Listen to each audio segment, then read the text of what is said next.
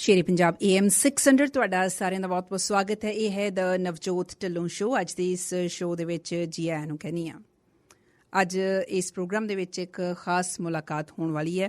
ਮੁਲਾਕਾਤ ਦੇ ਨਾਲ ਜਿਹੜਾ ਇਸ਼ੂ ਹੈ ਉਹ ਅਸੀਂ ਅੱਜ ਕਲਾ ਦੇ ਖੇਤਰ ਦਾ ਟੱਚ ਕਰਨ ਜਾ ਰਹੇ ਹਾਂ। ਬਹੁਤ ਵਾਰ ਇਸ ਪ੍ਰੋਗਰਾਮ ਦੇ ਵਿੱਚ ਕਿਤਾਬਾਂ ਦੀ ਗੱਲ ਹੁੰਦੀ ਹੈ, ਸਾਹਿਤ ਦੀ ਗੱਲ ਹੁੰਦੀ ਹੈ, ਕਲਾ ਦੀ ਗੱਲ ਕਰਨ ਦੀ ਕੋਸ਼ਿਸ਼ ਕਰਦੀ ਹਾਂ ਮੈਂ। ਕਦੇ ਕੋਈ ਨਾ ਕੋਈ ਕਲਾਕਾਰ ਹੁੰਦਾ ਜਾਂ ਕਲਾ ਦੇ ਨਾਲ ਸੰਬੰਧਿਤ ਕੋਈ ਜਿਹੜਾ ਵਿਸ਼ਾ ਹੈ ਉਹਦੇ 'ਤੇ ਗੱਲਬਾਤ ਕੀਤੀ ਜਾਂਦੀ ਹੈ। ਪਰ ਜ਼ਿਆਦਾ ਗੱਲਬਾਤ ਦਾ ਮਜ਼ਾ ਤਾਂ ਹੀ ਆਉਂਦਾ ਹੈ ਕਿ ਜੇ ਕੋਈ ਕਲਾ ਨੂੰ ਸਮਝਣ ਵਾਲਾ ਕਲਾਕਾਰ ਅਤੇ ਨਾਲ ਆਪਣੇ ਸਰੋਤਿਆਂ ਨੂੰ, ਆਪਣੇ ਦਰਸ਼ਕਾਂ ਨੂੰ ਸਮਝਣ ਵਾਲਾ ਕਲਾਕਾਰ ਮਿਲ ਜਾਂਦਾ। ਅਤੇ ਬਹੁਤ ਵਾਰੀ ਸਵਾਲ ਪੈਦਾ ਹੁੰਦੇ ਆਪਣੇ ਮਨ ਦੇ ਵਿੱਚ ਕਿ ਜਿਹੜੀ ਕਲਾ ਹੈ ਉਸ ਕਲਾਕਾਰ ਦੇ ਲਈ ਹੈ ਜਾਂ ਕਲਾਕਾਰ ਲੋਕਾਂ ਦੇ ਲਈ ਹੈ। ਮੈਂ ਬਹੁਤ ਕਲਾਕਾਰਾਂ ਦੇ ਨਾਲ ਇਸ ਸਿਲਸਿਲੇ 'ਚ ਗੱਲਬਾਤ ਕੀਤੀ ਹੈ ਅਤੇ ਅੱਜ ਜਿਹੜੇ ਮੇਰੇ ਨਾਲ ਸਟੂਡੀਓ ਦੇ ਵਿੱਚ ਕਲਾਕਾਰ ਹੋਣਗੇ ਉੱਥੋਂ ਹੀ ਮੈਂ ਸ਼ੁਰੂਆਤ ਉਹਨਾਂ ਦੇ ਨਾਲ ਕਰਨਾ ਚਾਹੁੰਦੀ ਹਾਂ। ਮੇਰੇ ਨਾਲ ਜਿਹੜੇ ਕਲਾਕਾਰ ਨੇ ਇਹ ਖੁਦ ਕਲਾਕਾਰ ਹੋਣ ਦੇ ਨਾਲ ਬਹੁਤ ਸਾਰੇ ਹੋਰ ਕਲਾਕਾਰਾਂ ਦੇ ਨਾਲ ਜੁੜੇ ਹੋਏ ਨੇ ਅਤੇ ਕਲਾਕਾਰ ਬਣਾਉਂਦੇ ਵੀ ਨੇ। ਉਹ ਕਿਵੇਂ? ਇਹਨਾਂ ਦਾ ਨਾਮ ਹੈ ਡਾਕਟਰ ਨਵਦੀਪ ਸਿੰਘ। ਡਾਕਟਰ ਨਵਦੀਪ ਸਿੰਘ ਹੁਣਾਂ ਨੇ PhD ਕੀਤੀ ਹੋਈ ਹੈ ਥੀਏਟਰ ਦੇ ਵਿੱਚ। ਇਹਨਾਂ ਨੇ ਸ਼ੇਕਸਪੀਅਰ ਨੂੰ ਟਰਾਂਸਲੇਟ ਕੀਤਾ। ਇਸ ਤੋਂ ਇਲਾਵਾ ਹੋਰ ਕੁਝ ਰਾਈਟਰਸ ਜਿਹੜੇ ਨੇ ਅੰਗਰੇਜ਼ੀ ਦੇ, ਉਹਨਾਂ ਨੂੰ ਵੀ ਇਹਨਾਂ ਨੇ ਟਰਾਂਸਲੇਟ ਕੀਤਾ ਅਤੇ ਨਾਲ ਅਡੈਪਟੇਸ਼ਨ ਕੀਤੀ ਹੈ ਉਹਨਾਂ ਦੇ ਪਲੇਜ਼ ਦੀ ਪੰਜਾਬੀ ਦੇ ਵਿੱਚ। ਅਤੇ ਗੀਤਕਾਰ ਵੀ ਬਹੁਤ ਸ਼ਾਨਦਾਰ ਨੇ। ਜੇ ਤੁਸੀਂ ਕੰਵਰ ਗਰੇਵਾਲ ਹੁਣਾਂ ਨੂੰ ਸੁਣਿਆ ਹੋਏਗਾ ਅਤੇ ਬਹੁਤ ਸਾਰੇ ਗੀਤ ਨੇ ਜਿਹੜੇ ਕੰਵਰ ਗਰੇਵਾਲ ਦੇ ਲਈ ਉਹਨਾਂ ਨੇ ਲਿਖੇ ਨੇ, ਜਿਨ੍ਹਾਂ ਦੇ ਵਿੱਚ ਮੁੱਖ ਤੌਰ 'ਤੇ ਨਾ ਜਾਈ ਮਸਤਾਂ ਦੇ ਵਿਹੜੇ, ਮਸਤ ਬਣਾ ਦੇਣਗੇ ਬੀਬਾ। ਇਹ ਗੀਤ ਤੁਸੀਂ ਸਾਰਿਆਂ ਨੇ ਬਹੁਤ ਸੁਣਿਆ ਅਤੇ ਉਹਨੂੰ ਪਿਆਰ ਵੀ ਬਹੁਤ ਦਿੱਤਾ। ਅਤੇ ਅੱਜ ਖੁਸ਼ੀ ਦੀ ਗੱਲ ਹੈ ਕਿ ਇਸ ਗੀਤ ਦੇ ਗੀਤਕਾਰ ਸਾਡੇ ਨਾਲ ਸਟੂਡੀਓ ਦੇ ਵਿੱਚ ਨੇ। ਡਾਕਟਰ ਨਵਦੀਪ ਸਿੰਘ ਜੀ, ਜੀ ਆਇਆਂ ਨੂੰ, ਸਵਾਗਤ ਹੈ ਤੁਹਾਡਾ ਜੀ। ਬਹੁਤ ਬਹੁਤ ਸ਼ੁਕਰੀਆ। ਸ਼ੇਰੇ ਪੰਜਾਬ AM 600 ਦੇ ਸਰੋਤਿਆਂ ਨੂੰ ਬਹੁਤ ਬਹੁਤ ਪਿਆਰ, ਸਤਿਕਾਰ ਅਤੇ ਤੁਹਾਡਾ ਬਹੁਤ ਬਹੁਤ ਸ਼ੁਕਰਾਨਾ ਨਵਜੋਤ ਜੀ, ਤੁਸੀਂ ਇਸੇ ਬੁਲਾਇਆ ਮੈਨੂੰ। ਬੜੀ ਮਿਹਰਬਾਨੀ ਤੁਹਾਡੀ। ਮੈਂ ਦੇਖ ਰਹੀ ਹਾਂ ਜਿਹੜਾ ਤੁਹਾਡਾ ਕੰਮ ਹੈ, ਤੁਸੀਂ ਇੱਕ ਲੇਖਕ ਵੀ ਹੋ, ਤੁਸੀਂ ਇੱਕ ਐਕਟਰ ਵੀ ਹੈਗੇ ਹੋ, ਤੁਸੀਂ ਗੀਤਕਾਰ ਵੀ ਹੈਗੇ ਹੋ, ਤੁਸੀਂ ਐਕਟਰ ਲੋਕਾਂ ਨੂੰ ਬਣਾਉਂਦੇ ਵੀ ਹੈਗੇ ਹੋ, ਤੁਸੀਂ ਡਾਇਰੈਕਟ ਵੀ ਕਰਦੇ ਹੋ। ਆਪਣੇ ਆਪ ਨੂੰ ਜਦੋਂ ਤੁਸੀਂ ਦੇਖਦੇ ਹੋ ਤਾਂ ਸਭ ਤੋਂ ਉੱਪਰ ਕੀ ਸਮਝਦੇ ਹੋ? ਸਭ ਤੋਂ ਉੱਪਰ ਜੀ ਫਿਲਹਾਲ ਮਨੁੱਖ ਬਣਨ ਦੀ ਕੋਸ਼ਿਸ਼ ਕਰ ਰਹੇ ਹੈਗਾ। ਮਸਲਾ ਤਾਂ ਇੰਨਾ ਕਿ ਇਹ ਮਨੁੱਖ ਦੇ ਨਾਲ ਇਨਸਾਨ ਬਣਨਾ ਜ਼ਰੂਰੀ ਹੈਗਾ। ਸਭ ਤੋਂ ਉੱਪਰ ਤਾਂ ਉਸ ਮਾਲਕ ਦਾ ਨਾਮ ਹੈ ਅਤੇ ਮੈਂ ਹਮੇਸ਼ਾ ਸ਼ੁਕਰਾਨਾ ਹੀ ਕਰਦਾ ਹੁੰਦਾ ਉਹਦਾ ਕਿ ਉਹਨੇ ਕਲਾ ਬਖਸ਼ੀ ਹੈਗੀ। ਮੈਂ ਅਕਸਰ ਗੱਲ ਕਰਦਾ ਹੁੰਦਾ ਹੈਗਾ ਕਿ ਜਿਹੜੀ ਟੂਟੀ ਹੁੰਦੀ ਆ ਪਾਣੀ ਦੇਣ ਵਾਲੀ, ਉਹ ਮਾਣ ਨਹੀਂ ਕਰ ਸਕਦੀ ਵੀ ਪਾਣੀ ਮੈਂ ਦੇ ਰਹੀ ਹਾਂ। ਪਾਣੀ ਉਹਦੇ ਰਾਹੀਂ ਆਉਂਦਾ ਹੁੰਦਾ ਹੈਗਾ, ਸਰੋਤ ਕਿਤੇ ਹੋਰ ਹੁੰਦਾ। ਸੋ ਮਾਲਕ ਸਰੋਤ ਹੈ ਮੇਰਾ ਅਤੇ ਮੈਨੂੰ ਤਾਂ ਜ਼ਰੀਆ ਬਣਾਇਆ ਉਹਨੇ ਲਿਖਣ ਦਾ, ਗਾਉਣ ਦਾ, ਕੁਛ ਵੀ ਕੋਈ ਐਕਟੀਵਿਟੀ ਕਰਦੇ ਹਾਂ ਜੇ ਕਲਾ ਦਾ ਕੋਈ ਅੰਸ਼ ਉਹਨੇ ਵਿੱਚ ਪਾਇਆ ਹੈਗਾ। ਅਤੇ ਇੱਕ ਸਮਝ ਦੇਤੀ ਉਹਨੇ ਥੋੜ੍ਹੀ ਜਿਹੀ ਪਹਿਚਾਨਣ ਦੀ ਵੀ ਕਲਾ ਹੁੰਦੀ ਕੀ ਹੈ ਬੇਸਿਕਲੀ, ਕਿਉਂਕਿ ਤੁਸੀਂ ਪੇ ਬੈਕ ਵੀ ਕਰਨਾ ਸੁਸਾਇਟੀ ਨੂੰ। ਤਾਂ ਮੈਂ ਆਪਦੀ ਸੁਸਾਇਟੀ ਨੂੰ, ਆਪਣੇ ਸਮਾਜ ਨੂੰ ਜਾਂ ਆਪਣੇ ਪਿਆਰਿਆਂ ਨੂੰ ਜਿੰਨਾ ਸਭ ਤੋਂ ਉੱਪਰ ਰੱਖਦਾ, ਸਰੋਤਿਆਂ ਨੂੰ, ਦੇਖਣ ਵਾਲਿਆਂ ਨੂੰ ਜਿੰਨਾ ਮੈਂ ਉਹਨਾਂ ਲਈ ਚੰਗਾ ਕੁਛ ਕਰ ਸਕਿਆ ਉਹਨਾਂ ਮੈਂ ਕੋਸ਼ਿਸ਼ ਕਰ ਰਿਹਾ ਅਤੇ ਕਰਦਾ ਹੀ ਰਹੂੰਗਾ। ਮੈਂ ਜਦੋਂ ਕਲਾ ਦੀ ਗੱਲ, ਮੇਰੇ ਹਮੇਸ਼ਾ ਹੀ ਮਨ ਦੇ ਵਿੱਚ ਇਹ ਸਵਾਲ ਉੱਠਦਾ ਰਹਿੰਦਾ ਕਿ ਚਾਹੇ ਕੋਈ ਲੇਖਕ ਆ ਜਾਂ ਕੋਈ ਆਰਟਿਸਟ ਹੈ, ਉਹ ਆਪਣੀ ਲਈ ਕੁਝ ਕਰ ਰਿਹਾ ਹੈ ਜਾਂ ਦੂਸਰਿਆਂ ਲਈ ਕਰ ਰਿਹਾ ਹੈ, ਜਾਂ ਦੋਨੋਂ ਚੀਜ਼ਾਂ ਬਰਾਬਰ ਰੱਖ ਕੇ ਚੱਲ ਰਿਹਾ ਹੈ, ਇੱਕ ਬੈਲੈਂਸ ਬਣਿਆ ਹੋਇਆ। ਤੁਸੀਂ ਇੱਕ ਆਰਟਿਸਟ ਦੇ ਤੌਰ 'ਤੇ, ਮੈਂ ਤੁਹਾਡੇ ਲਈ ਇੱਕ ਆਰਟਿਸਟ ਸ਼ਬਦ ਹੀ ਇਸਤੇਮਾਲ ਕਰੂੰਗੀ, ਉਹਦੇ ਵਿੱਚ ਸਭ ਕੁਝ ਆਪਾਂ ਸ਼ਾਮਿਲ ਕਰ ਰਹੇ ਹਾਂ। ਲੇਖਕ ਵੀ ਆ, ਐਕਟਰ ਵੀ ਆ, ਡਾਇਰੈਕਟਰ ਵੀ ਆ, ਤੁਸੀਂ ਇੱਕ ਟਰਾਂਸਲੇਟਰ ਵੀ ਹੋ, ਮੈਂ ਇਹ ਵੀ ਕਹਾਂਗੀ। ਸੋ ਕਲਾਕਾਰ ਸ਼ਬਦ ਜਿਹੜਾ ਉਹ ਮੈਨੂੰ ਤੁਹਾਡੇ ਲਈ ਬਿਲਕੁਲ ਢੁਕਵਾਂ ਲੱਗ ਰਿਹਾ ਹੈਗਾ। ਸ਼ੁਕਰੀਆ ਜੀ। ਤੁਸੀਂ ਜਿਹੜਾ ਕਲਾ ਦਾ ਪਰਪਸ ਹੈ, ਮਕਸਦ ਹੈ, ਉਹ ਕੀ ਸਮਝਦੇ ਹੋ? ਕਲਾ ਦਾ ਪਰਪਸ ਤੁਸੀਂ ਦੇਖੋ ਵੀ ਐਂਟਰਟੇਨਮੈਂਟ ਤਾਂ ਹੈਗਾ ਹੀ ਹੈਗਾ। ਬਾਕੀ ਕਲਾ ਦਾ ਮਤਲਬ ਬੇਸਿਕਲੀ ਹੁੰਦਾ ਹੈਗਾ ਕਿ ਜਿਹੜਾ ਮਨੁੱਖੀ ਜੀਵਨ ਹੈ ਨਾ, ਉਹਨੂੰ ਐਸਥੈਟਿਕਲੀ ਰਿਚ ਕਰਨਾ ਹੁੰਦਾ ਹੈਗਾ, ਖੂਬਸੂਰਤੀ ਦੇਣੀ ਹੁੰਦੀ ਹੈਗੀ। ਤੁਸੀਂ ਕਲਾ ਤੁਹਾਨੂੰ ਇੱਕ ਪੇਸ ਦੇ ਦਿੰਦੀ ਹੈ ਕਿ ਤੁਸੀਂ ਉਸ ਆਭਾ ਮੰਡਲ ਚਲੇ ਜਾਂਦੇ ਹੋ, ਉਸ ਦੁਨੀਆ ਚਲੇ ਜਾਂਦੇ ਹੋ ਕਲਾ ਦੇ ਰਾਹੀਂ। ਮੰਨ ਲਓ ਤੁਸੀਂ ਕੋਈ ਗਾਣਾ ਸੁਣਦੇ ਹੋ, ਉਹਦਾ ਸੰਗੀਤ ਸੁਣਦੇ ਹੋ, ਉਹਦੇ ਬੋਲ ਸੁਣਦੇ ਹੋ, ਤੁਹਾਡੀ ਪ੍ਰਗੇਸ਼ਨ ਹੁੰਦੀ ਹੈ, ਇਮੋਸ਼ਨਸ ਦੀ ਪ੍ਰਗੇਸ਼ਨ ਹੁੰਦੀ ਹੈਗੀ। ਅਸੀਂ ਥੀਏਟਰ ਕਰਦੇ ਹਾਂ, ਦਰਸ਼ਕ ਸਾਨੂੰ ਥੀਏਟਰ ਦੇ ਵਿੱਚ ਦੇਖਦਾ ਹੈਗਾ ਤਾਂ ਉਹ ਸਾਡੇ ਨਾਲ ਵਹਿ ਤੁਰਦਾ ਹੈਗਾ ਜੀ, ਤਾਂ ਉਹਦੀ ਵੀ ਕਿਤੇ ਨਾ ਕਿਤੇ ਪ੍ਰਗੇਸ਼ਨ ਹੋ ਰਹੀ ਹੈਗੀ, ਪ੍ਰਗੇਸ਼ਨ ਹੋਣੀ ਹੈ। ਅੱਜ ਕੱਲ੍ਹ ਤਾਂ ਬਹੁਤ ਵੱਡਾ ਰੋਲ ਹੈ ਕਲਾ ਦਾ ਕਿ ਜਿੱਦਾਂ ਦੀ ਜ਼ਿੰਦਗੀ ਹੋ ਚੁੱਕੀ ਹੈਗੀ, ਇੰਨੀ ਫਾਸਟ ਲਾਈਫ ਹੋ ਚੁੱਕੀ ਹੈਗੀ, ਅਤੇ ਕਲਾ ਬਹੁਤ ਜ਼ਰੂਰੀ ਹੈ, ਬਹੁਤ ਜ਼ਿਆਦਾ ਉਹਦਾ ਵੱਡਾ ਰੋਲ ਹੈ ਕਲਾ ਦਾ ਕਿ ਉਹ ਜਿਹਨੂੰ ਕਹਿੰਦੇ ਟਿਕਾ ਦੇਣਾ ਜ਼ਿੰਦਗੀ ਨੂੰ। ਇੱਕ ਸਪੈਸੀਫਿਕ ਪੇਸ ਹੁੰਦੀ ਹੈ ਲਾਈਫ ਦੀ, ਕਲਾ ਤੁਹਾਨੂੰ ਉਹ ਪੇਸ ਦੇ ਦਿੰਦੀ ਹੈਗੀ ਜਿਹਦੇ ਨਾਲ ਤੁਸੀਂ ਜਿਉਣ ਲੱਗ ਜਾਂਦੇ ਹੋ। ਬੇਸਿਕਲੀ ਪਾਸ ਨਹੀਂ ਕਰਦੇ ਟਾਈਮ ਨੂੰ, ਤੁਸੀਂ ਉਸ ਅਵਸਥਾ 'ਚ ਹੁੰਦੇ ਹੋ ਜਦੋਂ ਤੁਸੀਂ ਅਸਲ ਦੇ ਵਿੱਚ ਇੱਕ ਮੈਡੀਟੇਸ਼ਨ ਹੀ ਕਹਿ ਰਹੀ ਹੈ, ਆਪਾਂ ਕਹਿ ਲਈਏ ਇਸ ਚੀਜ਼ ਨੂੰ ਕਿ ਮੈਡੀਟੇਸ਼ਨ ਕਰਦੇ ਤੁਸੀਂ ਬਾਹਰੋਂ ਟੁੱਟਣਾ ਹੁੰਦਾ ਦੁਨੀਆ ਤੋਂ ਕਲਾ ਤੁਹਾਨੂੰ ਬਾਹਰਲੇ ਜਿਹੜੀਆਂ ਮਤਲਬ ਫਜ਼ੂਲ ਚੀਜ਼ਾਂ ਨੇ, ਹੋਰ ਕੁਰਬਲ ਲਾਈਫ ਦੀ ਹੋ ਰਹੀ ਹੈ, ਉਹ ਤੋਂ ਤੋੜ ਕੇ ਤੁਹਾਨੂੰ ਆਪਣੇ ਨੇੜੇ ਲੈ ਆਉਂਦੀ ਹੈਗੀ। ਤੁਸੀਂ ਮਹਿਸੂਸ ਕਰਨ ਲੱਗ ਜਾਂਦੇ ਹੋ ਖੁਦ ਨੂੰ ਜਿਉਣ ਲੱਗ ਜਾਂਦੇ ਹੋਗੇ। ਕਦੇ ਤੁਸੀਂ ਆਪਣੇ ਆਪ ਨੂੰ ਕਿਸੇ ਐਕਟਰ ਨੂੰ ਵੇਖਦੇ ਹੋ ਸਟੇਜ ਤੇ, ਥੀਏਟਰ ਕਰਦੇ ਆ ਤਾਂ ਆਪਣੇ ਆਪ ਨੂੰ ਮਹਿਸੂਸ ਕਰਨ ਲੱਗ ਜਾਂਦੇ ਹੋ ਕਿ ਇਹ ਤਾਂ ਮੈਂ ਆ, ਸ਼ਾਇਦ ਮੇਰੀ ਗੱਲ ਹੋ ਰਹੀ ਹੈ। ਜਾਂ ਕੋਈ ਕਵਿਤਾ ਸੁਣਦੇ ਹੋ, ਯਾਰ ਕਿਸੇ ਨੇ ਅਹਿਸਾਸ ਛੋਏ ਨੇ ਕਿ ਇਹ ਕਵਿਤਾ ਸ਼ਾਇਦ ਮੇਰੇ ਲਈ ਲਿਖੀ ਗਈ ਹੈਗੀ, ਉਹ ਬੋਲ ਕਿਸੇ ਨੇ ਲਿਖੇ ਤਾਂ ਮੇਰੇ ਲਈ ਲਿਖੇ ਨੇ, ਇਹ ਤਾਂ ਮੈਨੂੰ ਮੇਰਾ ਗੀਤ ਲੱਗਦਾ ਹੈਗਾ। ਅਸੀਂ ਅੱਜ ਕੱਲ੍ਹ ਕਿਉਂਕਿ ਪੰਜਾਬੀ ਲੋਕ ਜਜ਼ਬਾਤੀ ਵੀ ਬਹੁਤ ਆਂਗੇ, ਕੋਈ ਮਾਂ ਦਾ ਗਾਣਾ ਸੁਣ ਲਈਏ ਬਾਹਰ ਬੈਠੇ ਵਿਦੇਸ਼ਾਂ 'ਚ ਤਾਂ ਮਾਂ ਯਾਦ ਆ ਜਾਂਦੀ ਹੈ, ਸਾਨੂੰ ਇਹ ਲੱਗਦਾ ਹੁੰਦਾ ਕਿ ਮਾਂ ਸ਼ਾਇਦ ਮਿਲ ਕੇ ਚਲੀ ਗਈ ਸਾਨੂੰ। ਤਾਂ ਉਸ ਸਮੇਂ ਲਈ ਤੁਸੀਂ ਬਹੁਤ ਪਿਓਰ ਹੋ ਜਾਂਦੇ ਹੋ। ਐਕਚੁਅਲ 'ਚ ਜ਼ਿੰਦਗੀ ਦੀ ਪਿਓਰਿਟੀ ਤੇ ਅਸਥੈਟਿਕਸ, ਜ਼ਿੰਦਗੀ ਦੀ ਤੇ ਪੇਸ ਸਾਨੂੰ ਕਲਾ ਹੀ ਦਿੰਦੀ ਹੈਗੀ। ਅੱਛਾ, ਕਿਉਂਕਿ ਹੁਣ ਤੁਸੀਂ ਤਾਂ PhD ਵੀ ਕੀਤੀ ਹੋਈ ਹੈ, ਤੁਸੀਂ ਇੰਨੇ ਸਾਲਾਂ ਤੋਂ ਇਹ ਕੰਮ ਕਰ ਰਹੇ ਹੋ, ਯਕੀਨਨ ਤੌਰ ਦੇ ਉੱਤੇ ਉਹਨਾਂ ਕਲਾਕਾਰਾਂ ਦੇ ਨਾਲੋਂ ਤੁਹਾਡਾ ਫਰਕ ਹੋਏਗਾ ਕਿ ਜਿੱਦਾਂ ਹੁਣ ਮੈਂ ਉੱਠ ਕੇ ਖੜੀ ਹੋ ਕੇ ਕਹਿ ਦਾਂ ਕਿ ਵੀ ਹਾਂਜੀ ਮੈਂ ਵੀ ਐਕਟਿੰਗ ਸਿੱਖਣੀ ਆ, ਮੈਂ ਵੀ ਮਾੜਾ ਮੋਟਾ ਆਪਣਾ ਕਰਨਾ ਸ਼ੁਰੂ ਕਰਦਾ, ਮੈਂ ਵੀ ਕਲਾਕਾਰ ਬਣ ਜਾਣਾ। ਇੱਕ ਕਲਾਕਾਰ ਤੁਸੀਂ ਹੋ ਜਿਹੜੇ ਕਲਾ ਨੂੰ ਡੀਪਲੀ ਸਮਝਦੇ ਹੋ। ਹਾਂਜੀ ਹਾਂਜੀ। ਮੈਂ ਇੱਦਾਂ ਵੀ ਕਈ ਵਾਰ ਮਹਿਸੂਸ ਕਰਦੀ ਹਾਂ, ਸਾਡੇ ਸੁਣਨ ਵਾਲੇ ਜਦੋਂ ਇਸ ਵੇਲੇ ਪ੍ਰੋਗਰਾਮ ਸੁਣ ਰਹੇ ਆ, ਜਦੋਂ ਕਲਾਕਾਰਾਂ ਦੀ ਗੱਲ ਹੁੰਦੀ ਹੈ ਉਹਨਾਂ ਦੀ ਵੀ ਬਹੁਤ ਜ਼ਿਆਦਾ ਵੈਰਾਈਟੀ ਹੈ। ਇੱਕ ਤਾਂ ਤੁਸੀਂ ਕਿਹਾ ਕਿ ਕਲਾ ਬੰਦੇ ਨੂੰ ਜੀਣ ਲਾ ਦਿੰਦੀ ਹੈ। ਮੈਨੂੰ ਲੱਗਦਾ ਕਿਤੇ ਨਾ ਕਿਤੇ ਕਲਾ ਸਾਨੂੰ ਭਰਮ 'ਚ ਵੀ ਪਾ ਦਿੰਦੀ ਹੈ। ਬਹੁਤ ਵਾਰੀ ਸਾਨੂੰ ਇਹ ਲੱਗਦਾ ਕਿ ਇਹ ਗੱਲਾਂ ਜਿਹੜੀਆਂ ਕਲਾਕਾਰ ਸੋਚ ਰਹੇ ਆ ਇਹ ਕਿਤਾਬੀ ਗੱਲਾਂ ਨੇ, ਇਹ ਤਾਂ ਖਿਆਲੀ ਗੱਲਾਂ ਨੇ, ਇਹ ਜ਼ਿੰਦਗੀ ਦੇ ਨਾਲ ਜੁੜੀਆਂ ਹੋਈਆਂ ਨਹੀਂ ਹੈਗੀਆਂ। ਇਹ ਵੀ ਇੱਕ ਆਸਪੈਕਟ ਹੈ ਜਿਹੜੇ ਅਸੀਂ ਅਕਸਰ ਮਹਿਸੂਸ ਕਰਦੇ ਹਾਂ। ਤੁਹਾਡਾ ਕੀ ਕਹਿਣਾ ਇਹਦੇ ਬਾਰੇ? ਤੁਸੀਂ ਜਿਹੜਾ ਸਵਾਲ ਕਰ ਰਹੇ ਹੋ ਬਹੁਤ ਖੂਬਸੂਰਤ ਸਵਾਲ ਆ ਤੁਹਾਡਾ। ਕਲਾ ਕਦੇ ਭਰਮ 'ਚ ਨਹੀਂ ਪਾਉਂਦੀ ਕਦੇ ਵੀ। ਕਲਾ ਕਿਉਂਕਿ ਜੇ ਆਪਾਂ ਕਲਾਵਾਂ ਦੀ ਗੱਲ ਕਰ ਲਈਏ, ਲਿਖਣਾ ਹੈਗਾ, ਪੇਂਟਿੰਗ ਕਰਨਾ ਹੈਗਾ, ਸਕਲਪਚਰਿੰਗ ਕਰਨਾ ਹੈਗਾ, ਐਕਟਿੰਗ ਕਰਨੀ ਹੈਗੀ, ਉਹ ਇਸ ਬ੍ਰਹਿਮੰਡ 'ਚੋਂ ਹੀ ਉਪਜਦੀ ਹੈਗੀ। ਜੋ ਕੁਝ ਵੀ ਹੋ ਰਿਹਾ ਹੈ ਤੁਹਾਡੇ ਆਲੇ ਦੁਆਲੇ, ਤੁਸੀਂ ਉਹਨੂੰ ਮਹਿਸੂਸ ਕਰ ਲਿਆ।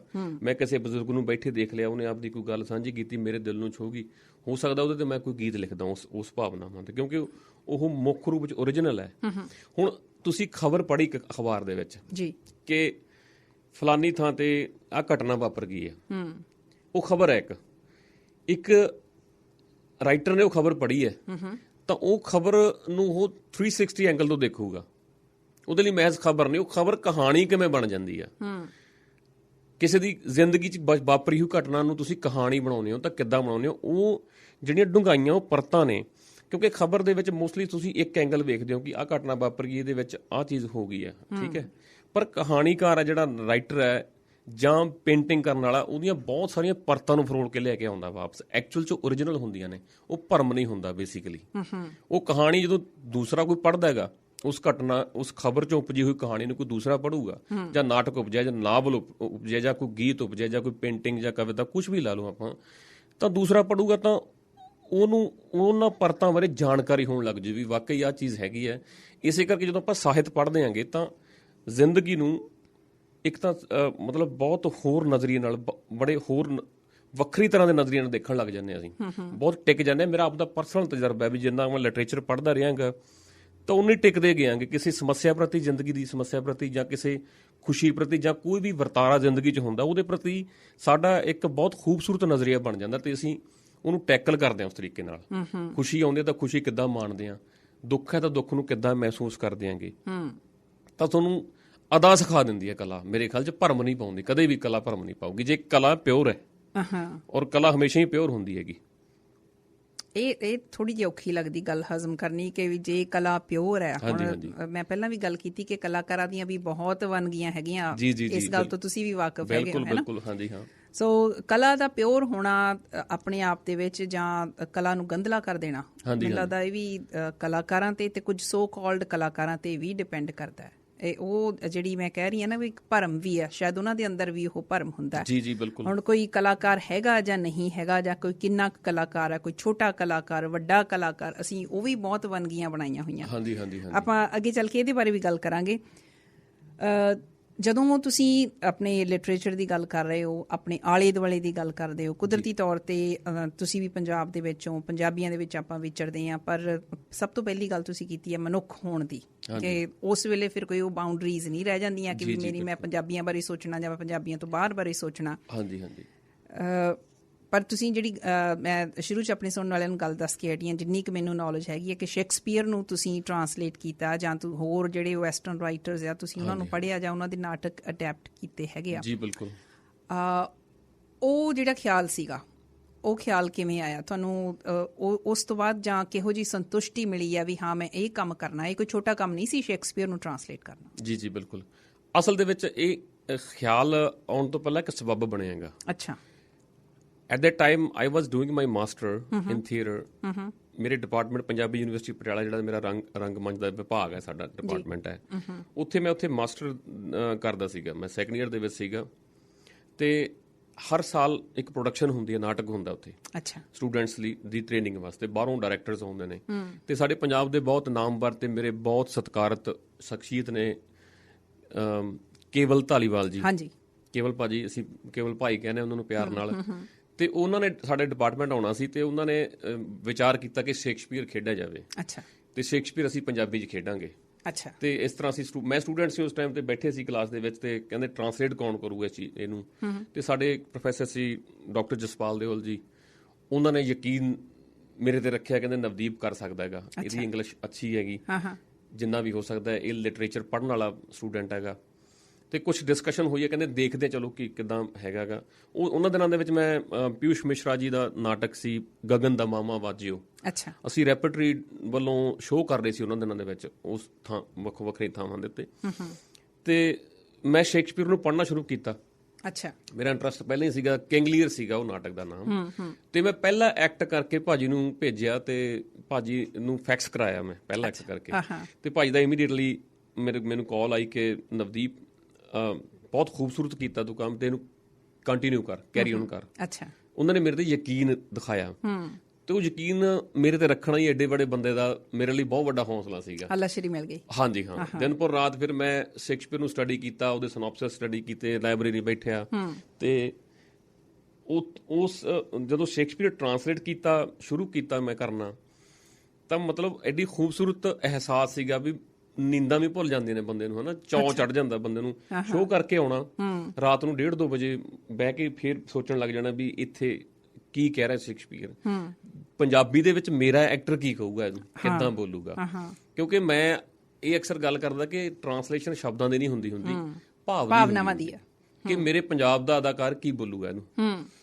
ਤਾਂ ਫਿਰ ਉਹਦੇ ਵਿੱਚ ਮੈਂ ਮੇਰੇ ਫਾਦਰ ਸਾਹਿਬ ਨਾਲ ਵੀ ਕੰਟੈਕਟ ਕੀਤਾ, ਮੇਰੀ ਮਦਰ ਨਾਲ ਗੱਲਾਂ ਕੀਤੀਆਂ, ਵੀ ਮੁਹਾਵਰੇ ਅਖਾਣਾ ਲੱਭੀਆਂ, ਵੀ ਇਸ ਡਾਇਲੋਗ ਨੂੰ ਹੋ ਸਕਦਾ ਕਿ ਸਾਡਾ ਕੋਈ ਨਾਟਕ ਆਪਦੇ ਮੁਹਾਵਰੇ ਦੇ ਵਿੱਚ, ਕਹਾਣੀਆਂ ਦੇ ਵਿੱਚ, ਮਤਲਬ ਅਖਾਣਾ ਦੇ ਵਿੱਚ ਬੋਲ ਦੇਵੇ, ਉਹਦੇ ਚ ਐਕਸਪ੍ਰੈਸ ਕੀਤਾ ਜਾ ਸਕਦਾ। ਹਾਂਜੀ ਹਾਂ। ਉਹ ਮਤਲਬ ਉਹ ਐਸਾ ਆਨੰਦ ਸੀ ਮੇਰਾ ਲਿਖਣ ਵਾਲਾ, ਵੀ ਮੈਨੂੰ ਲੱਗਦਾ ਕਿ ਉਹ ਬਹੁਤ ਖੂਬਸੂਰਤ ਕੰਮ ਸੀ ਮੇਰਾ। ਤੇ ਮੈਂ ਆਪਣੇ ਨੂੰ ਜਿੱਦਾਂ ਨਾ ਫੀਲਿੰਗ ਆਉਂਦੀ, ਲਿਖਾਰੀ ਵਾਲੀ ਫੀਲਿੰਗ, ਰਾਤ ਨੂੰ ਬਹਿ ਕੇ ਟੇਬਲ ਤੇ ਲਿਖਣਾ, ਸ਼ੇਕਸਪੀਅਰ ਨੂੰ ਪੜ੍ਹਨਾ, ਤੇ ਵੱਖੋ ਵੱਖਰੀਆਂ ਕਿਤਾਬਾਂ ਆਉਂਦੀਆਂ, ਜਿਹੜੇ ਰੈਫਰੈਂਸਿਸ ਕਿਤਾਬਾਂ ਆਉਂਦੀਆਂ ਸਾਡੀਆਂ ਯੂਨੀਵਰਸਿਟੀ ਲੈਂਦੇ, ਉਹ ਪੜ੍ਹ ਕੇ ਹੋਰ ਆਨੰਦ ਆਉਣਾ ਵੀ ਸ਼ੇਕਸਪੀਅਰ ਕਿੰਨਾ ਗਾਂਹ ਜਾ ਕੇ ਲਿਖ ਰਿਹਾ, ਕੀ ਕੁਛ ਕਰ ਰਿਹਾ ਬੰਦਾ। ਮੈਂ ਰਾਈਟਰ ਬਣਨਾ ਬਹੁਤ ਔਖਾ ਹੈ ਯਾਰ। ਮੈਂ ਕਿਹਾ ਯਾਰ ਟਰਾਂਸਲੇਸ਼ਨ ਕਰਦਾ ਮੈਂ ਐਸੇ ਆਨੰਦ 'ਚ ਸੀਗਾ। ਮੈਂ ਜਿਹੜੀ ਪਹਿਲਾਂ ਮੈਂ ਗੱਲ ਕਰਕੇ ਹਟਿਆ ਵੀ ਤੁਹਾਨੂੰ ਬਹੁਤ ਖੂਬਸੂਰਤ ਮੇਰੀ ਉਹ ਪ੍ਰਵਿਰਤੀ, ਮੇਰੀ ਉਹ ਛੁਪੀ ਹੋਈ ਚੀਜ਼ ਮੈਨੂੰ ਲੱਭੀ, ਜਿਹੜੀ ਮੈਂ ਤੁਹਾਨੂੰ ਗੱਲ ਦੱਸਣੀ ਚਾਹੁੰਦਾ ਕਿ ਟਰਾਂਸਲੇਸ਼ਨ ਨਾਲੋਂ ਲੱਭੀ। ਮੈਂ ਇਹੀ ਪੁੱਛਿਆ ਕਿ ਕਿਹੋ ਜਿਹੀ ਸੰਤੁਸ਼ਟੀ ਸੀ ਉਸ ਤੋਂ ਬਾਅਦ? ਆਨੰਦ ਸੀ ਬਹੁਤ ਜੀ, ਆਨੰਦ। ਮਤਲਬ ਮੈਨੂੰ ਪਤਾ ਲੱਗ ਗਿਆ ਕਿ ਯਾਰ ਨਵਦੀਪ ਤੂੰ ਟਰਾਂਸਲੇਸ਼ਨ ਤੇ ਅਡੈਪਟੇਸ਼ਨ ਕਰਦਾ, ਤੂੰ ਲਿਖ ਸਕਦਾ ਵਧੀਆ। ਲਿਖਣਾ ਉਸ ਤੋਂ ਬਾਅਦ ਸ਼ੁਰੂ ਕੀਤਾ? ਨਹੀਂ, ਪਹਿਲਾਂ ਗੀਤਕਾਰ ਹੀ ਕਰਦਾ ਸੀ ਮੈਂ, ਕਵਿਤਾ ਜਾਂ ਗੀਤ ਲਿਖ ਲੈਣੀ।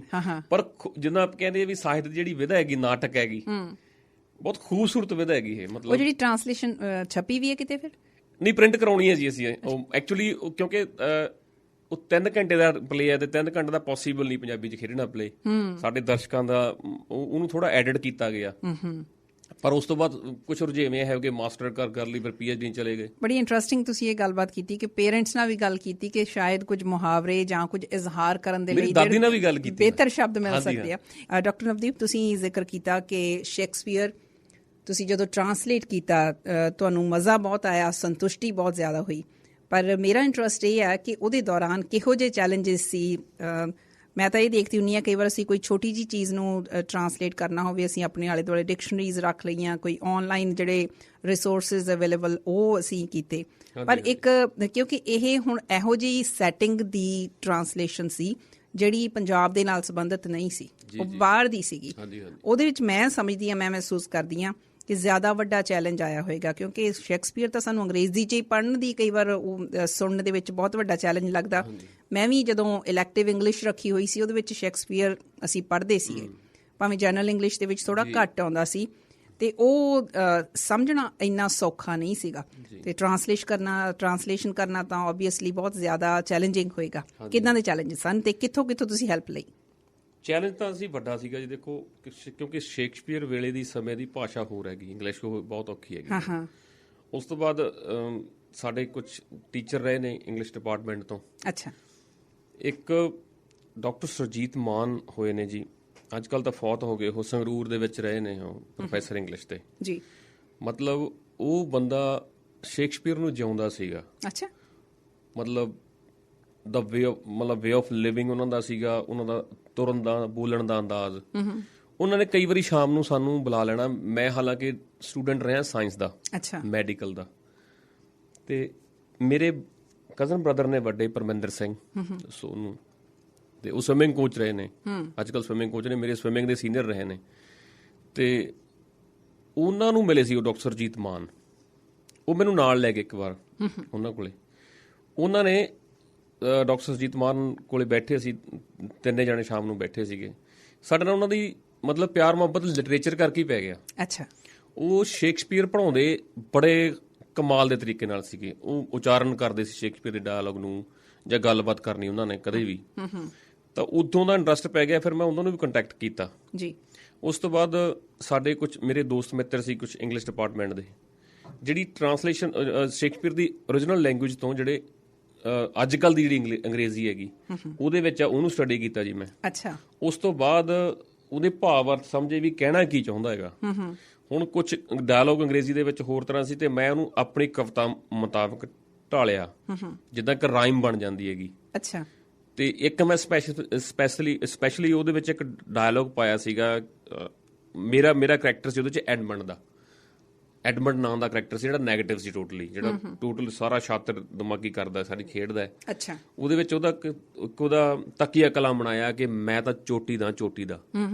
ਹੁਣ ਮੈਂ ਤਾਂ ਚੋਟੀ ਦਾ ਇਹ ਸ਼ੇਕਸਪੀਅਰ ਦਾ ਲਿਖਿਆ ਨਹੀਂ, ਪਰ ਮੈਂ ਵਰਤਿਆ ਉਹਦੇ ਵਿੱਚ। ਅੱਛਾ। ਉਹ ਇੰਨਾ ਜ਼ਿਆਦਾ ਪਪੂਲਰ ਹੋ ਗਿਆ, ਉਹਦਾ ਕਹਿਣਾ, ਉਹਦਾ ਅੰਦਾਜ਼ ਕਹਿਣ ਦਾ ਕੀ ਸੀਗਾ। ਫਿਰ ਉਹਨੂੰ ਮੈਂ ਆਪਣੇ ਢੰਗ ਨਾਲ ਢਾਲਿਆ ਜਦੋਂ ਮੈਂ ਬੋਲਦਾ ਸੀਗਾ। ਜਿੱਦਾਂ ਉਹ 'ਚ ਮੈਂ ਤਾਂ ਚੋਟੀ ਦਾ ਕਿਹੜਾ ਸਮਝੇ ਮੇਰੇ ਰੰਗ, ਚੜ ਗਿਆ ਦੋਵੇਂ ਭੈਣਾਂ ਨੂੰ ਮੇਰੇ ਇਸ਼ਕ ਦਾ ਰੰਗ। ਅੱਛਾ। ਕਿਹੜਾ ਸਮਝੇ ਮੇਰੇ ਢੰਗ, ਚੜ ਗਿਆ ਦੋਵੇਂ ਭੈਣਾਂ ਨੂੰ ਮੇਰੇ ਇਸ਼ਕ ਦਾ ਰੰਗ। ਉਹਨੂੰ ਡਾਇਲੋਗ ਨੂੰ ਮੈਂ ਰਾਈਮ ਦੇ ਵਿੱਚ ਲੈ ਗਿਆ, ਕਵਿਤਾ ਬਣਾਤੀ ਉਹਦੀ ਮੈਂ। ਤੇ ਇਸ ਤਰ੍ਹਾਂ ਉਹਨੂੰ ਮੈਂ ਕੁਛ ਆਪਦਾ ਰੰਗ ਦੇ ਕੇ, ਤਾਂ ਜਦੋਂ ਹੁਣ ਮੈਂ ਤਾਂ ਚੋਟੀ ਦਾ ਇੱਕ ਆਪਣੇ ਪੰਜਾਬੀ ਠੇਠ ਕਲਚਰ ਦੀ ਗੱਲ ਲੱਗਦੀ ਹੈਗੀ, ਚੋਟੀ ਦਾ ਬੰਦਾ, ਤੇ ਹਰ ਵਾਰ ਉਹਨੂੰ ਉਸ ਤਰ੍ਹਾਂ ਹੀ ਬੋਲਣਾ। ਭਾਸ਼ਾ ਨੂੰ ਮੈਂ ਸ਼ੇਕਸਪੀਅਰ ਦੀ ਭਾਸ਼ਾ ਤੋਂ ਅੱਜ ਦੀ ਭਾਸ਼ਾ ਤੋਂ ਅੰਗਰੇਜ਼ੀ ਤੱਕ ਲੈ ਕੇ ਆਇਆ, ਉਹਨੂੰ ਪੜ੍ਹਿਆ, ਸਟੱਡੀ ਕੀਤਾ ਦੋਸਤਾਂ ਮਿੱਤਰਾਂ ਦੀ ਹੈਲਪ ਨਾਲ, ਜਿੱਦਾਂ ਮੈਂ ਡਾਕਟਰ ਸੁਰਜੀਤ ਮਾਨ ਹੋਣ ਦੀ ਗੱਲ ਕੀਤੀ ਹੈ। ਸਟੱਡੀ ਕਰਕੇ ਫਿਰ ਉਹਨੂੰ ਮੈਂ ਆਪਣੀ ਇੱਕ ਭਾਸ਼ਾ ਆਪ ਫੀਲ ਕੀਤਾ ਵੀ ਤੂੰ ਅੰਗਰੇਜ਼ੀ 'ਚ ਕੀ ਫੀਲ ਕਰਦਾ। ਫਿਰ ਇਮੈਜੀਨੇਸ਼ਨ ਕਰਨੀ ਉਹਦੀ ਕਿ ਮੇਰਾ ਐਕਟਰ ਜਿਹੜਾ ਹੋਊਗਾ ਸਟੇਜ 'ਤੇ ਜਦੋਂ ਬੋਲੂਗਾ, ਰਾਜਾ ਲੀਅਰ ਆ ਰਿਹਾ ਹੈਗਾ ਹੁਣ, ਠੀਕ ਹੈ। ਹੁਣ ਉਹਦੇ ਵਿੱਚ ਉਹਦਾ ਬੋਡੀ ਲੈਂਗੁਏਜ ਕੀ ਹੋਊਗੀ, ਮੈਂ ਰਾਜਾ ਇਸ ਰਾਜ ਦਾ, ਗੱਲ ਦਿਲ ਦੀ ਕਹਿਣਾ ਚਾਹਾਂ, ਉਹ ਕਿੱਦਾਂ ਬੋਲੂਗਾ। ਇਹ ਤਾਂ ਹੈ ਨਹੀਂ ਕਿ ਬਹੁਤ ਡਾਊਨ ਚੱਲ ਜੂਗਾ, ਉਹਨੂੰ ਸ਼ਬਦ ਕਿਹੜੇ ਦੇਣੇ ਆ ਅਸੀਂ ਪੰਜਾਬੀ ਚੋਂ ਕੱਢ ਕੇ, ਤੇ ਉਹ ਵੀ ਪਾਵਰਫੁਲ ਹੋਣੇ ਚਾਹੀਦੇ। ਹਾਂਜੀ। ਹੁਣ ਨੈਗੇਟਿਵ ਦੇ ਵਿੱਚ ਮੈਂ ਤਾਂ ਚੋਟੀ ਦਾ ਲਿਖਤਾ। ਉਹਦੀਆਂ ਕੁੜੀਆਂ ਨੇ ਜਿਹੜੀਆਂ, ਉਹ ਕਹਿੰਦਾ ਦੱਸਦੀ ਏ ਤੂੰ ਮੈਨੂੰ ਕਿੰਨਾ ਪਿਆਰ ਕਰਦੀ ਆ। ਉਹ ਕਹਿੰਦੀ ਜਿੰਨਾ ਇੱਕ ਧੀ ਆਪਣੇ ਪਿਓ ਨੂੰ ਪਿਆਰ ਕਰਦੀ ਹੈ, ਮੈਂ ਤੈਨੂੰ ਓਨਾ ਹੀ ਪਿਆਰ ਕਰਦੀ ਆ। ਅੱਛਾ। ਠੀਕ ਹੈ। ਹੁਣ ਧੀਏ ਸ਼ਬਦ ਹੈ ਜਿਹੜਾ, ਉਹ ਸਾਡੀ ਪੰਜਾਬੀ ਦੇ ਠੇਠ ਬੋਲੀ ਦੇ, ਮੈਂ ਬੇਟੀ ਨਹੀਂ ਕਿਹਾ, ਪੁੱਤਰੀ ਨਹੀਂ ਕਿਹਾ। ਪੁੱਤਰੀ ਤੁਹਾਡਾ ਸ਼ਬਦ ਕਿਤਾਬੀ ਹੋ ਜਾਂਦਾ, ਕਿਤਾਬੀ ਆ। ਦੱਸ ਪੁੱਤਰੀ ਤੂੰ ਮੈਨੂੰ ਕਿੰਨਾ ਪਿਆਰ ਕਰਦੀ ਹੈ। ਪੁੱਤਰੀ ਬਹੁਤ ਪਤਲਾ ਲੱਗਦਾ, ਸਾਊਂਡ ਹੁੰਦੀ ਹੈ ਇੱਕ ਸ਼ਬਦਾਂ ਦੀ। ਮੈਂ ਜਦੋਂ ਧੀਏ ਸ਼ਬਦ ਕਿਹਾ ਤਾਂ ਉਹ ਲੱਗਦਾ ਕਿ ਬਾਪੂ ਨਹੀਂ ਬਾਬਲ ਗੱਲ ਕਰ ਰਿਹਾ ਹੈਗਾ ਆਪਣੀ ਧੀ ਨਾਲ। ਹੁਣ ਬਾਬਲ ਤੇ ਧੀ, ਇਹ ਦੋਨੇ ਸ਼ਬਦ ਬਹੁਤ ਰਿਚ ਲੱਗਦੇ ਨੇ ਤੁਹਾਨੂੰ। ਤੁਸੀਂ ਹੁਣ ਜਦੋਂ ਬੋਲ ਕੇ ਦੱਸਿਆ ਨਾ ਇਹ ਧੀਏ ਸ਼ਬਦ, ਜਦੋਂ ਤੁਸੀਂ ਡਾਇਲੌਗ ਦੱਸ ਧੀਏ ਹੈ ਨਾ, ਉਹ ਮੇਰੇ ਵੀ ਜ਼ਿਹਨ ਦੇ ਵਿੱਚ ਸਿੱਧਾ ਉਹੀ ਜਾ ਕੇ ਟੱਕਰਿਆ ਕਿ ਵੀ ਹਾਂ ਇਹ ਸ਼ਬਦ ਜਿਨ੍ਹਾਂ ਨੇ ਖਾਸ ਤੌਰ ਤੇ ਇਸਤੇਮਾਲ ਕੀਤਾ। ਜੀ ਜੀ ਜੀ, ਬੇਟੀ ਤਾਂ ਤੁਹਾਨੂੰ ਕੋਈ ਹੋਰ ਵੀ ਕਹਿ ਸਕਦਾ ਹੈਗਾ, ਬਿਲਕੁਲ, ਪਰ ਧੀਏ ਸ਼ਬਦ, ਧੀ ਤੇ ਬਾਬਲ, ਇਹਨਾਂ ਦੋਨਾਂ ਦਾ ਕੰਬੀਨੇਸ਼ਨ ਬਹੁਤ ਗੂੜਾ ਲੱਗਦਾ ਤੁਹਾਨੂੰ, ਆਪਣਾ ਲੱਗਦਾ ਤੁਹਾਨੂੰ, ਜ਼ਿਆਦਾ ਰਿਚ ਲੱਗਦਾ ਹੈਗਾ।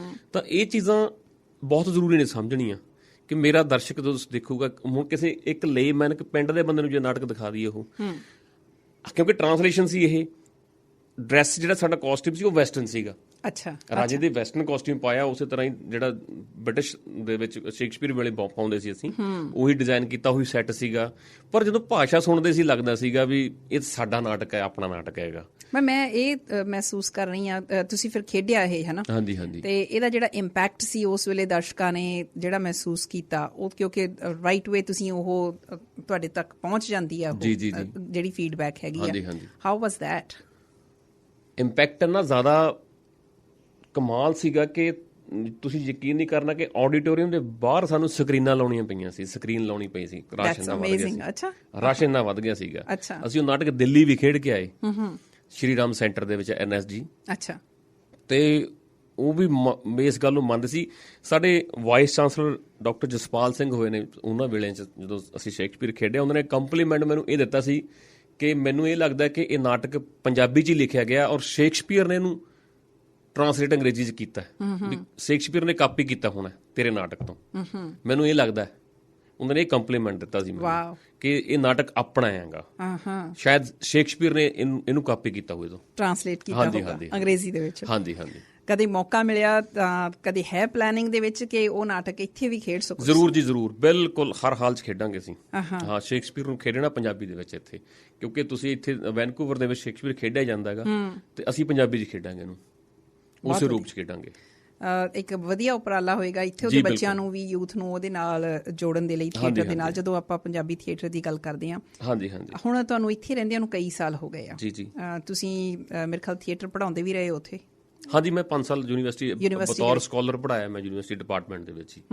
ਹਾਂਜੀ। ਇੱਥੇ ਮੂਵ ਹੋਣ ਤੋਂ ਬਾਅਦ ਤੁਹਾਡੀ ਜਿਹੜੀ ਇਹ ਜਰਨੀ ਸੀਗੀ, ਇਹ ਥੋੜੀ ਪ੍ਰੋਗਰੈਸ਼ਨ ਵੱਲ ਗਈ ਹੈ, ਰੁਕ ਗਈ ਹੈ, ਜਾਂ ਤੁਸੀਂ ਕੀ ਦੇਖਦੇ ਹੋ? ਇਹ ਜਰਨੀ, ਯਾਤਰਾ ਥੋੜੀ ਸਲੋ ਹੋ ਗਈ ਸੀ। ਸਲੋ ਹੋ ਗਈ? ਹਾਂਜੀ ਹਾਂਜੀ, ਸਲੋ ਹੋ ਗਈ, ਕਿਉਂਕਿ ਇੱਥੋਂ ਦਾ ਤੁਸੀਂ ਆਏ ਹੋ, ਜਦੋਂ ਨਵੇਂ ਆਉਣਾ ਤੁਸੀਂ ਅਡੈਪਟ ਕਰਦੇ ਹੋ ਆਪਣੇ ਆਪ ਨੂੰ, ਢਾਲਦੇ ਹੋ ਇਸ ਮਾਹੌਲ 'ਚ। ਪਹਿਲਾਂ ਮੈਂ ਸੈਸਕਾਟੂਨ ਰਿਹਾਂਗਾ ਤੇ ਉੱਥੇ ਕੋਈ ਇਦਾਂ ਦੀ ਐਕਟੀਵਿਟੀ ਹੈ ਹੀ ਨਹੀਂ ਗੀ। ਫਿਰ ਮੈਂ ਇੱਥੇ ਸ਼ਿਫਟ ਹੋਇਆ ਸਰੀ ਦੇ ਵਿੱਚ।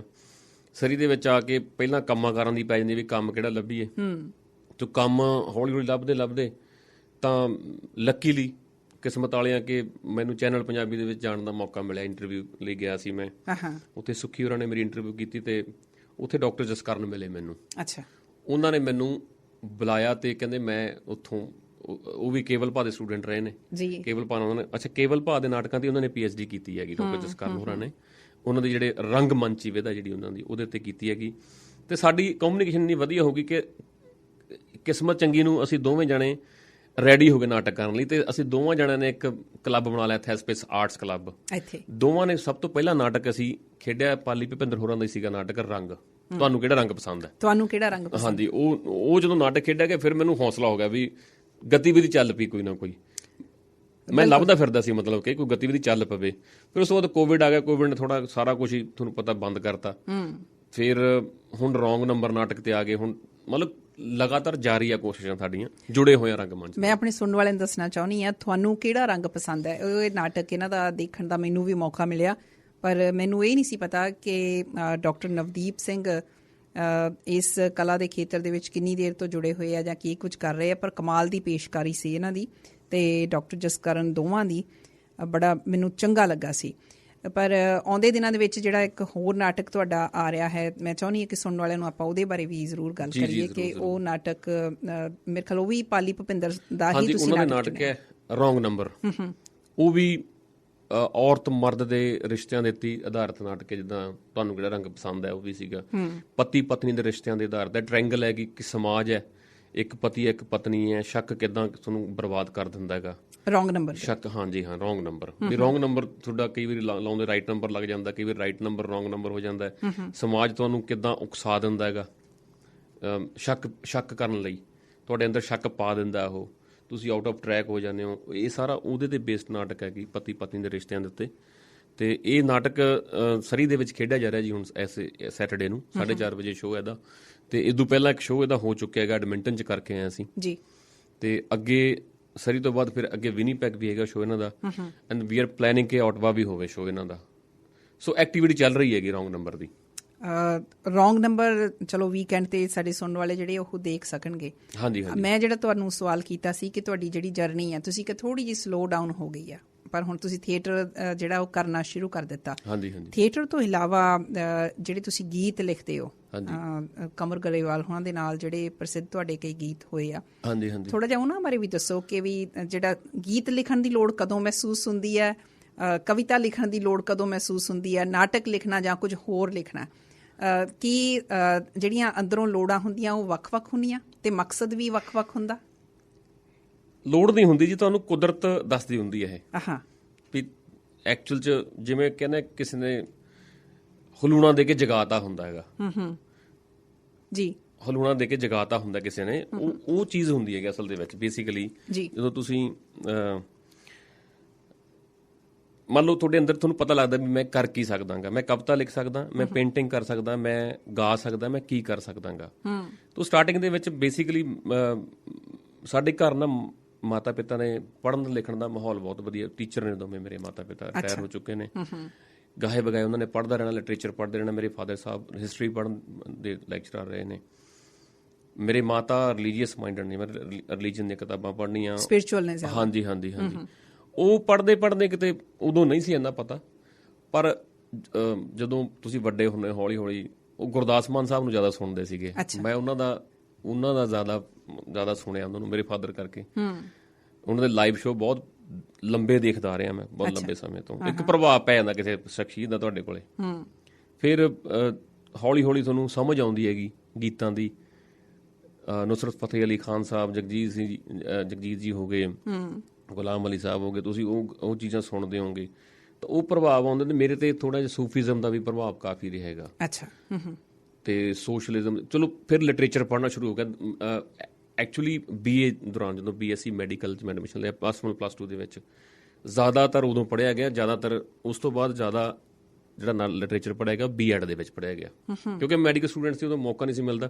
ਗਾਹੇ ਬਗਾਏ ਜਦੋਂ ਪੜ੍ਹ ਲੈਣਾ, ਮਤਲਬ ਰਿਚ ਹੁੰਦੇ ਗਏ। ਮੇਰੀ ਲੇਖਣੀ, ਗਾਉਣਾ ਤਾਂ ਪਹਿਲਾਂ ਸ਼ੌਂਕ ਸੀ ਮੇਰਾ, ਬਚਪਨ ਤੋਂ ਸ਼ੌਂਕ। ਪਹਿਲਾਂ ਗਾਉਂਦੇ ਵੀ ਸੀ? ਹਾਂਜੀ, ਗਾਉਣ ਦਾ ਗੱਲ ਹੀ ਨਹੀਂ ਕਰ ਸਕੇ ਆਪਾਂ।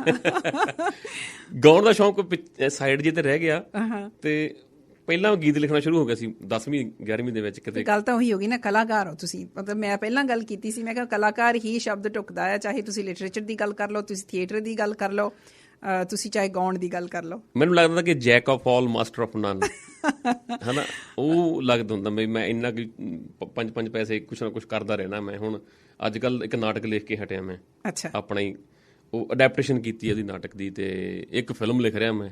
ਉਹ ਇਹਨਾਂ ਬਾਰੇ ਆਪਾਂ ਜਾਣਕਾਰੀ ਲਵਾਂਗੇ ਅੱਗੇ ਚੱਲ ਕੇ। ਸਾਡੇ ਨਾਲ ਸ਼ਾਮਿਲ ਹੋਏ ਨੇ ਪਰਮਿੰਦਰ ਸਵੈਤ ਜੀ, ਜਿਹੜੇ ਖੁਦ ਵੀ ਥੀਏਟਰ ਕਰਦੇ ਨੇ, ਲਿਖਦੇ ਨੇ ਤੇ ਅਕਸਰ ਮੇਰੇ ਪ੍ਰੋਗਰਾਮ ਦੇ ਵਿੱਚ ਉਹ ਖਾਸ ਕੰਟਰੀਬਿਊਸ਼ਨ ਪਾ ਕੇ ਜਾਂਦੇ ਆ। ਪਰਮਿੰਦਰ ਸਵੈਤ ਜੀ, ਸਵਾਗਤ ਹੈ। ਹਾਂਜੀ ਪਰਮਿੰਦਰ ਜੀ।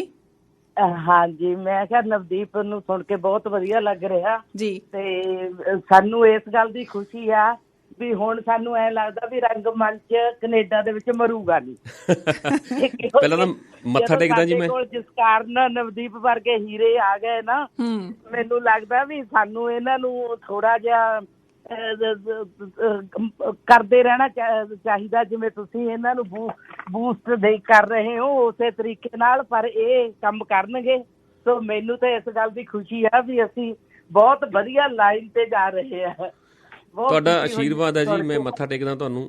ਤੁਹਾਡਾ ਆਸ਼ੀਰਵਾਦ ਤੇ ਆਸ਼ੀਰਵਾਦ ਬਣਾਈ ਰੱਖਿਓ, ਅਸੀਂ ਚੰਗਾ ਕਰਨ ਦੀ ਕੋਸ਼ਿਸ਼ ਕਰਾਂਗੇ। ਨਵਦੀਪ, ਅਸੀਂ ਤੁਹਾਡੇ ਨਾਲ ਆ ਤੇ ਤੁਹਾਡਾ ਮੈਨੂੰ ਤਾਂ ਇਸੇ ਗੱਲ ਦੀ ਖੁਸ਼ੀ ਆ ਵੀ ਤੁਸੀਂ ਇਹ, ਕਿਉਂਕਿ ਪਹਿਲਾਂ ਬਹੁਤ ਦੇਰ ਪਹਿਲਾਂ ਇੱਥੇ ਜਿਹੜੇ ਆਪਣੇ ਸਾਧੂ ਬਿਨਗੌਣੀ ਉਹ ਨਾਟਕ ਕਰਦੇ ਸੀ, ਬਹੁਤ ਸਾਲ ਇੱਥੇ ਕਿਸੇ ਨੇ ਕੁਛ ਕੀਤਾ ਹੀ ਨਹੀਂ, ਬੰਦ ਹੀ ਪਿਆ ਸੀ। ਫਿਰ ਉਹ ਅਸੀਂ ਜਿਹੜੇ ਅਨਘੜ ਜੇ ਆਰਟਿਸਟ ਆ, ਕਿਉਂਕਿ ਅਸੀਂ ਤਾਂ ਸਿਰਫ ਸਟੇਜ ਤੇ ਹੀ ਸਿੱਖਿਆ, ਕੋਈ ਏਦਾਂ ਤਾਂ ਹੈ ਨੀ ਗਾ ਵੀ ਇਹਦੇ ਵਿੱਚ ਕੋਈ ਪੜ੍ਹਾਈ ਕੀਤੀ ਆ ਜਾਂ ਕਿਵੇਂ ਆ। ਸਿਰਫ ਇਹ ਆ ਵੀ ਲੋਕਾਂ ਤੱਕ ਕੋਈ ਗੱਲ ਪਹੁੰਚਾਉਣ ਦੇ ਲਈ ਉਸੇ ਹਿਸਾਬ ਦੇ ਨਾਲ ਨਾਟਕ ਲਿਖੇ ਤੇ ਉਸੇ ਤਰੀਕੇ ਨਾਲ ਕੀਤਾ। ਪਰ ਹੁਣ ਇਹਨੂੰ ਉੱਚੀਆਂ ਬੁਲੰਦੀਆਂ ਤੇ ਲਿਜਾਣ ਲਈ ਤੁਸੀਂ ਬਹੁਤ ਵਧੀਆ ਸਾਡੇ ਕੋਲ ਬੰਦੇ ਆ ਗਏ ਤਾਂ ਮੈਨੂੰ ਬਹੁਤ ਖੁਸ਼ੀ ਹੋਈ ਆ ਵੀ ਚਲੋ ਅਸੀਂ ਜਿਹੜੀ ਇਹ ਗੁਰਸ਼ਰਨ ਭਾਜੀ ਉਹਨਾਂ ਦੀ ਪਿਰਤਾ ਇਹਨੂੰ ਆਪਾਂ ਸਾਰੇ ਰਲ ਮਿਲ ਕੇ ਜਿੰਦਾ ਤੁਸੀਂ ਜ਼ਰੂਰ ਰੱਖੋਗੇ। Thank you Parminder ji, thank ਬੜਾ ਯੂ, ਸ਼ੁਕਰੀਆ ਤੁਹਾਡਾ, ਬੜੀ ਮਿਹਰਬਾਨੀ ਜੀ। ਸੋ ਜੀ ਥੀਏਟਰ ਨੂੰ ਪਿਆਰ ਕਰਨ ਵਾਲੇ ਇੱਥੇ ਵੀ ਹੈਗੇ ਆ।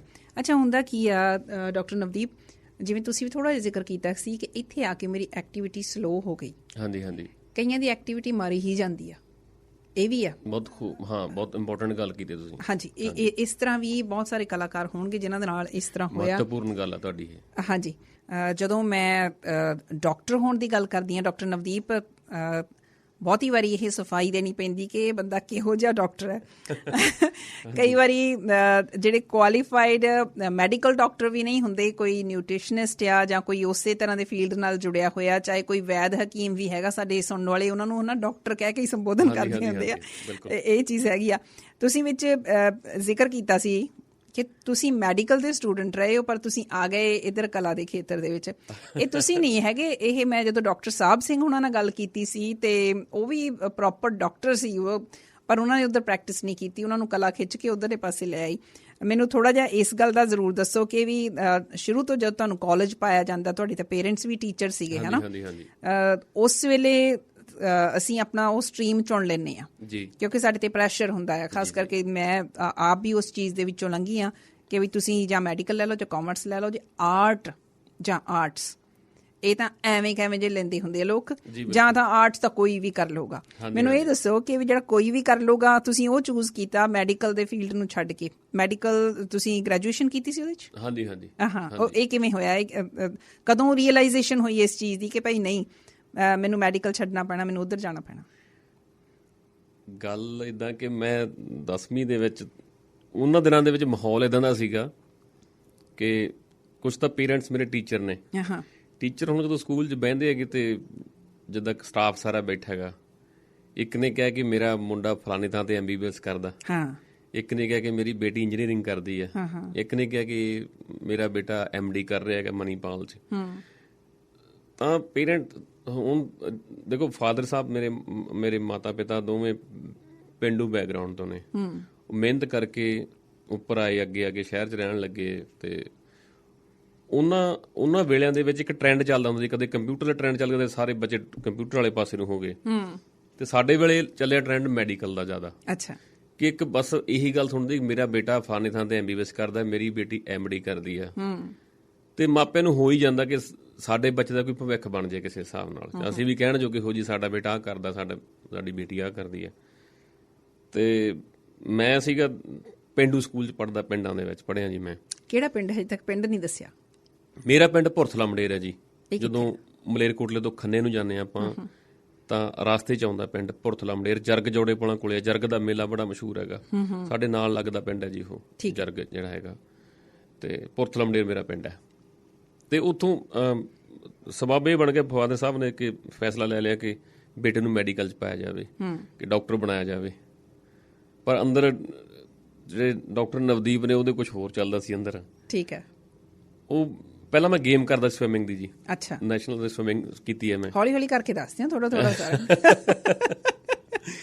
ਪਤਾ ਹੀ ਨਹੀਂ ਸੀਗਾ ਜੀ, ਮਤਲਬ ਦੇਖੋ ਪੇਰੈਂਟਸ ਨੂੰ, ਮੈਂ ਲਿਖ ਵੀ ਲੈਂਦਾ ਸੀ, ਮੈਂ ਗਾ ਵੀ ਲੈਂਦਾ ਸੀ, ਮੈਂ ਸਵਿਮਿੰਗ ਵੀ ਕਰ ਲੈਂਦਾ ਸੀ, ਮੈਂ ਥੀਏਟਰ ਵੀ ਕਰ ਲੈਂਦਾ ਸੀ, ਹੌਲੀ ਹੌਲੀ ਕਰਕੇ। ਮੈਂ ਤੁਹਾਨੂੰ ਤਾਂ ਦੱਸ ਰਿਹਾ ਕਿ ਉਦੋਂ ਲੱਗਦਾ ਸੀ ਕਿ ਸਵਿਮਿੰਗ ਕਰਾਂਗੇ, ਸਵਿਮਿੰਗ ਦੇ ਵਿੱਚ ਅੱਗੇ ਜਾ ਕੇ ਮਤਲਬ ਕੋਈ ਨਾ ਕੋਈ ਆਫਿਸਰ ਬਣਾਂਗੇ।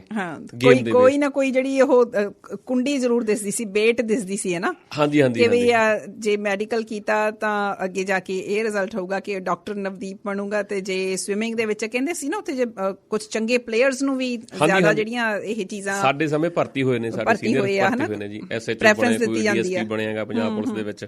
ਉਦੋਂ ਹੈਗੀ ਸੀ ਸਪੋਰਟਸ ਕੋਟੇ ਦੇ ਵਿੱਚ ਭਰਤੀਆਂ ਬਹੁਤ ਜ਼ਿਆਦਾ ਸੀਗੀਆਂ। ਚਲੋ ਮਾਪਿਆਂ ਨੇ ਚਲੋ ਸੋਚਿਆ, ਮੇਰੇ ਚੰਗੇ ਭਵਿੱਖ ਬਾਰੇ ਸੋਚਿਆ ਵੀ ਚਲੋ ਡਾਕਟਰ ਬਣਦਾ ਹੈਗਾ, ਪੜ੍ਹਾਈ 'ਚ ਚੰਗੇ ਸੀਗੇ। ਮੈਡੀਕਲ ਦਵਾਤੀ, ਮੈਡੀਕਲ ਦੇ ਵਿੱਚ ਮੈਂ ਮਤਲਬ ਬੜਾ ਪਰੇਸ਼ਾਨ ਰਿਹਾਂਗਾ ਕਿਉਂਕਿ ਉਹ ਭਾਸ਼ਾ ਮੈਡੀਕਲ ਦੀ, ਕੈਮਿਸਟਰੀ ਪੜ੍ਹਦੇ ਹੁਣ ਇਲੈਕਟ੍ਰੋਨ ਇੱਥੋਂ ਚੱਲ ਕੇ ਉਧਰ ਚਲਿਆ ਗਿਆ। ਮੈਂ ਸੋਚੀ ਜਾਗਾ ਨਾ ਵੀ ਇਲੈਕਟ੍ਰੋਨ ਉਧਰ ਚਲਿਆ ਗਿਆ ਤਾਂ ਮੇਰਾ ਇਸ ਨਾਲ ਕੀ ਲੈਣ ਦੇਣਾ ਹੈਗਾ। ਫਿਜ਼ਿਕਸ ਦੇ ਨਿਊਮੈਰੀਕਲ ਕੱਢੀ ਜਾਣੇ, ਬਾਇਓਲੋਜੀ ਪੜ੍ਹੀ। ਹਾਂ, ਬਾਇਓਲੋਜੀ ਤੇ ਮੇਰਾ ਇੰਟਰਸਟ ਬਣ ਗਿਆ ਜ਼ਰੂਰ, ਉਹਨੂੰ ਮੈਂ ਬੜਾ ਨਿੱਠ ਕੇ ਪੜ੍ਹਿਆ ਕਿਉਂਕਿ ਲਾਈਫ ਬਾਰੇ ਪਤਾ ਲੱਗਿਆ, ਆਪਦੇ ਬਾਰੇ ਜਾਣਕਾਰੀ ਮਿਲੀ। ਦੇਖੋ ਤੁਸੀਂ ਕੁਛ ਵੀ ਕਰਦੇ ਹੋ ਜ਼ਿੰਦਗੀ ਦੇ ਵਿੱਚ, ਕਿਤੇ ਨਾ ਕਿਤੇ ਤੁਹਾਨੂੰ ਕੰਮ ਜ਼ਰੂਰ ਦਿੰਦੀ ਆ ਉਹ ਚੀਜ਼, ਮੈਡੀਕਲ ਕਰਦੇ ਪਲੱਸ 2 ਕੀਤੀ ਜੀ, ਤੇ ਕੁਝ ਕੁਲੀਗ ਆ ਜਾਂਦੇ ਸੀਗੇ, ਬੇਟਾ ਫਲਾਣੇ ਥਾਂ ਤੇ MBBS ਕਰਦਾ, ਉਹ ਪ੍ਰਭਾਵ ਪ੍ਰੈਸ਼ਰ ਬਣਿਆ ਹੋਇਆ, ਬੁਰੀ ਹਾਲਤ। ਤੇ ਮੈਂ ਪਹਿਲੀ ਵਾਰ ਤਾਂ BDS ਦੇ ਵਿੱਚ ਸਿਲੈਕਟ ਹੋ ਗਿਆ ਜੀ, ਡੈਂਟਲ ਕਾਲਜ ਅੰਮ੍ਰਿਤਸਰ। ਮੈਂ ਕਿਹਾ ਫਿਰ ਉਹੀ ਗੱਲ ਆ ਗਈ ਵੀ ਨਹੀਂ ਡਾਕਟਰ ਹੀ ਬਣਨਾ। ਅੰਦਰ ਘਰ ਕਰ ਗਈ ਗੱਲ, ਕਿਤੇ ਆਰਟਿਸਟ ਕਿਤੇ ਨਾ ਕਿਤੇ ਸੌਂ ਗਿਆ ਅੰਦਰਲਾ, ਕਿਤੇ ਨਾ ਕਿਤੇ ਪਾਸੇ ਹੋ ਗਿਆ ਵੀ ਪਹਿਲਾਂ ਡਾਕਟਰ ਬਣੀਏ। ਅਗਲੀ ਵਾਰ ਟੈਸਟ ਦਿੱਤਾ, ਮੇਰਾ ਕਿਤੇ ਵੀ ਰੈਂਕ ਨਾ ਆਇਆ, ਤੇ ਫਿਰ ਮੈਂ ਬੜਾ ਪਰੇਸ਼ਾਨ ਹੋਇਆ। ਫਿਰ ਮੈਂ BSc ਮੈਡੀਕਲ ਕੀਤੀ। BSc ਮੈਡੀਕਲ ਕਰਕੇ ਜੀ ਫਿਰ ਮੈਂ ਲੱਗਿਆ ਵੀ ਨਹੀਂ ਤੇਰੀ ਲਾਈਨ ਹੀ ਨਹੀਂ ਹੈਗੀ। ਉਹ ਜਦੋਂ ਦੇਖੋ ਤੰਗ ਤਾਂ ਕੋਈ ਚੀਜ਼ ਕਰਦੀ ਤੁਹਾਨੂੰ ਇੱਕ ਵਾਰ ਤਾਂ ਆ ਕੇ, ਜਿਹੜੀ ਤੁਹਾਡੀ ਓਰੀਜਨਲ ਮੂਲ ਹੁੰਦੀ ਆ ਨਾ, ਤੁਹਾਨੂੰ ਤੁਹਾਡੇ ਸਾਹਮਣੇ ਆ ਹੀ ਜਾਂਦੀ ਆ ਹਰ ਹਾਲ ਦੇ ਵਿੱਚ। BSc ਮੈਡੀਕਲ ਬਾਅਦ ਆ ਗਈ, ਤੇ ਮੈਨੂੰ ਉਦੋਂ ਫਾਦਰ ਸਾਹਿਬ ਵੀ ਕਹਿੰਦੇ ਵੀ ਯਾਰ ਠੀਕ ਹੈ ਮੈਡੀਕਲ ਕਰਨ ਤੋਂ ਬਾਅਦ ਫਿਰ ਟੀਚਿੰਗ ਜੋਬਾਂ। ਉਦੋਂ B.Ed ਦਾ ਟਰੈਂਡ ਚੱਲਿਆ ਸੀ ਬਹੁਤ ਜ਼ਿਆਦਾ। B.Ed ਕਰ ਲਓ, ਟੀਚਰ ਲੱਗ ਜਾਓਗੇ ਤੁਸੀਂ। ਬੜੀ ਇੰਟਰਸਟਿੰਗ ਜੀ ਤੁਹਾਨੂੰ ਗੱਲ ਦੱਸਦਾ ਕਿ B.Ed ਮੈਂ ਟੈਸਟ ਦਿੱਤਾ, ਮੈਂ ਸਿਲੈਕਟ ਹੋ ਗਿਆ। ਸਿਲੈਕਸ਼ਨ ਮੇਰੀ ਨੇੜੇ ਵੀ ਹੋ ਗਈ ਪਟਿਆਲੇ ਦੀ, ਪਰ ਮੈਂ ਮਤਲਬ ਆਪਦੇ ਨੂੰ ਕਿਤੇ ਬਾਹਰ ਕੱਢਣਾ ਚਾਹੁੰਦਾ ਸੀ। ਮੈਂ ਅਬੋਹਰ ਚਲਿਆ ਗਿਆ। ਅਬੋਹਰ ਸ਼ਹਿਰ ਬਹੁਤ ਦੂਰ ਹੈ ਸੰਗਰੂਰ ਤੋਂ। ਉੱਥੇ B.Ed ਹੀ ਕਰਨੀ ਸੀ? ਹਾਂਜੀ, B.Ed ਕਰਨੀ ਚਲਿਆ ਗਿਆ ਮੈਂ ਅਬੋਹਰ। ਉੱਥੇ ਜਾ ਕੇ ਮੈਂ ਮਤਲਬ ਕਾਲਜ ਬੜਾ ਵਧੀਆ ਸੀ, ਮੈਨੂੰ ਮੌਕਾ ਮਿਲਿਆ ਐਕਸਪਲੋਰ ਕਰਨ ਦਾ ਆਪਦੇ ਆਪ ਨੂੰ। ਹੁਣ ਮੈਂ ਅਗਲੀ ਗੱਲ ਤੁਹਾਨੂੰ ਹੋਰ ਦੱਸਦਾ, ਮੈਂ ਭੰਗੜਾ ਵੀ ਪਾਇਆ ਜੀ। ਕਲਾਕਾਰ ਹੋ ਤੁਸੀਂ, ਉਹ ਤਾਂ ਨੈਚੁਰਲੀ।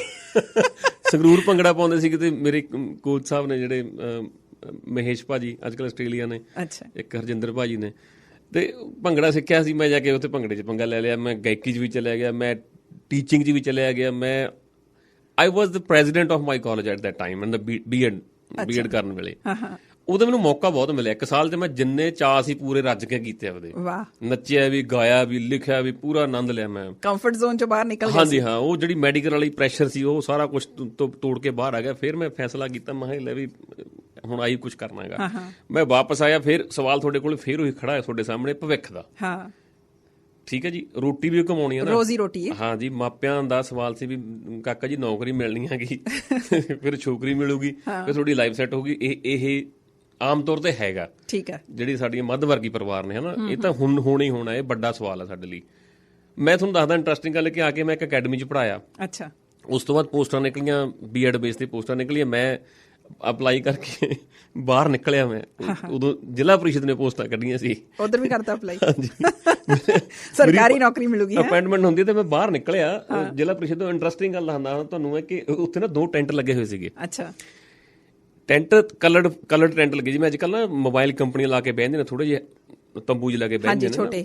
ਮੈਂ ਦੇਖਾਂ ਵੀ ਉਹ ਮੈਨੂੰ ਬੁਲਾ ਰਹੇ ਨੇ, ਸੱਜੇ ਪਾਸੇ ਵਾਲੇ ਮੈਨੂੰ ਬੁਲਾ ਰਹੇ ਨੇ। ਉਹਨਾਂ ਰਜਿਸਟਰ ਖੁੱਲੇ ਸੀਗੇ ਕਿ ਮੈਂ ਇੱਧਰ ਵੀ ਦੇਖਿਆ ਸੇਮ ਟੈਂਟ। ਉਹ ਕੁੜੀਆਂ ਨੂੰ ਬੁਲਾ ਰਹੇ ਸੀ, ਮੁੰਡੇ ਵਾਲੇ ਮਤਲਬ ਮੈਨੂੰ ਮੁੰਡੇ ਵਾਲੇ ਨੇ ਬੁਲਾ ਲਿਆ। ਮੈਂ ਕਿਹਾ ਵੀ ਇਹ ਕੀ ਚੀਜ਼ ਹੈਗੀ?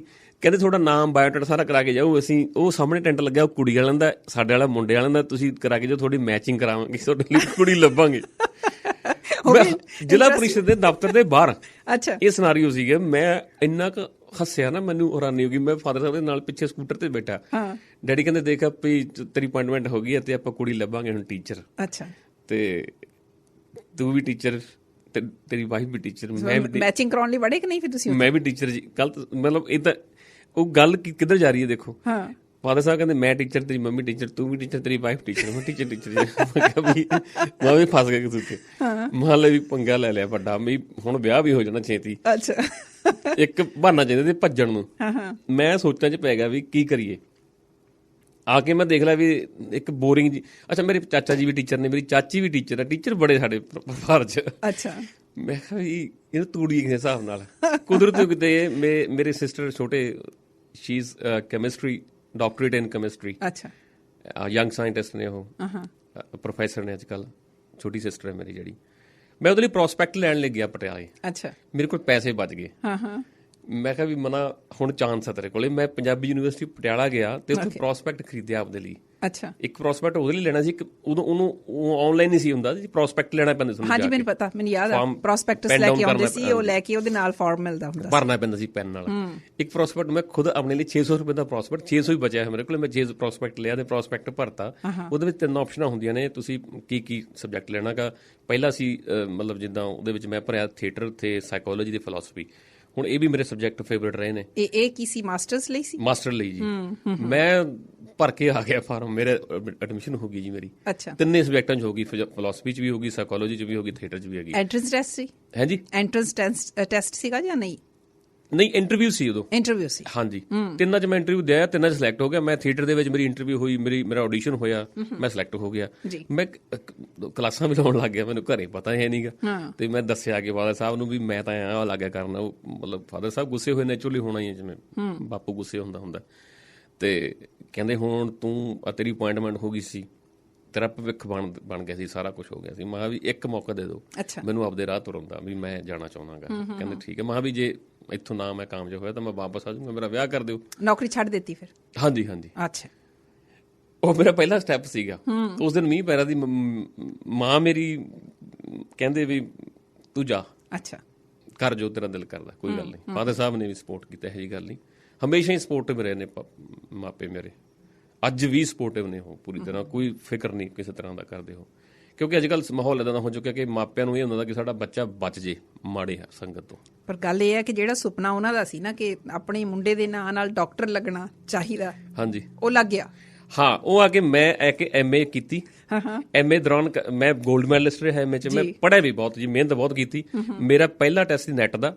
ਨੈਟ ਮੈਂ ਇੱਕ ਟੈਸਟ ਦੇ ਕੇ ਆ ਗਿਆ। ਜਦੋਂ JRF ਹੋਈ, ਜਿਸ ਦਿਨ ਹੋਈ JRF, ਮੈਂ ਉਹ ਵਾਕਿਆ ਤੁਹਾਨੂੰ ਸਾਂਝਾ ਕਰਨਾ ਚਾਹੁੰਦਾ ਕਿ ਉਸ ਰਾਤ ਮੈਂ ਮਤਲਬ ਸੌਂ ਨਹੀਂ ਸੀ ਪਾ ਰਿਹਾ, ਇੰਨੀ ਮੈਨੂੰ ਡਰ ਸੀ ਕਿ ਵੀ ਟੈਸਟ ਦਾ ਕੀ ਬਣਿਆ ਹੋਊਗਾ। ਨੈਟ ਕਲੀਅਰ ਤਾਂ ਹੋ ਹੀ ਗਿਆ, ਉੱਤੋਂ JRF ਹੋ ਗਈ ਮੇਰੀ। ਅੱਛਾ। ਮੈਂ ਮਤਲਬ ਟੌਪ ਕਰ ਗਿਆ। Junior research fellowship. ਹਾਂਜੀ। ਮੈਂ ਬੱਸ ਦੇ ਵਿੱਚ ਬੈਠਾ ਸੀ, ਰਾਤ ਦਾ ਟਾਈਮ, ਲਾਸਟ ਬੱਸ, ਪਟਿਆਲੇ ਤੋਂ ਸੰਗਰੂਰ ਜਾ ਰਿਹਾ, ਤੇ ਮੈਨੂੰ ਖਬਰ ਮਿਲ ਰਹੀ ਹੈ ਕਿ ਤੂੰ JRF ਹੋ ਗਿਆ। ਅੱਛਾ। ਮੇਰੀ ਨਾ ਲੱਗਿਆ ਕਿ ਮੈਂ ਜ਼ੋਰ ਦੀ ਕੋਈ ਚੀਕ ਮਾਰਾਂ, ਜਾਂ ਕੋਈ ਬਹੁਤ ਵੱਡਾ ਪ੍ਰੈਸ਼ਰ ਲੈ ਗਿਆ ਹੁੰਦਾ। ਮੈਂ ਕਰਕੇ ਵਿਖਾਤਾ। ਹਾਂ। ਤੇ ਮੈਂ ਘਰ ਪਹੁੰਚਿਆ, ਮੈਨੂੰ ਐਕਸਾਈਟਮੈਂਟ ਵੀ ਛੇਤੀ ਬੱਸ ਹੁਣ ਪਹੁੰਚ ਜੇ ਸੰਗਰੂਰ। ਠੀਕ ਹੈ। ਸੰਗਰੂਰ ਅਸੀਂ ਰਹਿੰਦੇ ਸੀਗੇ, ਸੰਗਰੂਰ ਪਹੁੰਚਿਆ ਜੀ। ਮੇਰੇ ਫਾਦਰ ਸਾਹਿਬ ਬੈਠੇ, ਫਾਦਰ ਸਾਹਿਬ ਦੀਆਂ ਅੱਖਾਂ 'ਚ ਪਾਣੀ ਸੀਗਾ। ਉਹਨੇ ਮੈਨੂੰ ਜੱਫੀ ਪਾ ਲਈ ਕੁੱਟ ਕੇ ਵੀ ਠੀਕ ਆ, ਤੂੰ ਕਰ ਗਿਆ, ਬਹੁਤ ਵਧੀਆ ਗੱਲ ਆ, ਵਿੱਚ ਚੱਲ ਹੁਣ ਕੋਈ ਗੱਲ ਨਹੀਂ, ਅੱਗੇ ਚੱਲ। ਉਸ ਤੋਂ ਬਾਅਦ ਫਿਰ ਮਤਲਬ ਬਾਪੂ ਥਾਪੀ ਦਿੰਦਾ ਹੀ ਆ ਰਿਹਾ ਉਦੋਂ ਦਾ। ਚੱਲ। ਹਾਂਜੀ, ਡਾਕਟਰ ਬਣ ਗਏ PhD ਕਰਕੇ। ਸਾਡੇ ਕੁਝ ਸੁਣਨ ਵਾਲੇ ਤੁਹਾਡੇ ਨਾਲ ਗੱਲ ਕਰਨਾ ਚਾਹੁੰਦੇ ਨੇ। 6042040600 60420400600। ਅੱਜ ਡਾਕਟਰ ਨਵਦੀਪ ਸਿੰਘ ਉਹਨਾਂ ਦੀ ਆਪਣੀ ਪਰਸਨਲ ਜਰਨੀ ਬਾਰੇ ਵੀ ਆਪਾਂ ਗੱਲਾਂ ਕਰ ਰਹੇ ਹਾਂ, ਨਾਲ ਕਲਾ ਦੇ ਖੇਤਰ ਦੀਆਂ ਕੁਝ ਹੋਰ ਗੱਲਾਂ ਵੀ ਅਸੀਂ ਡਿਸਕਸ ਕਰ ਰਹੇ ਹਾਂ। ਨਿਰਮਲ ਜੀ।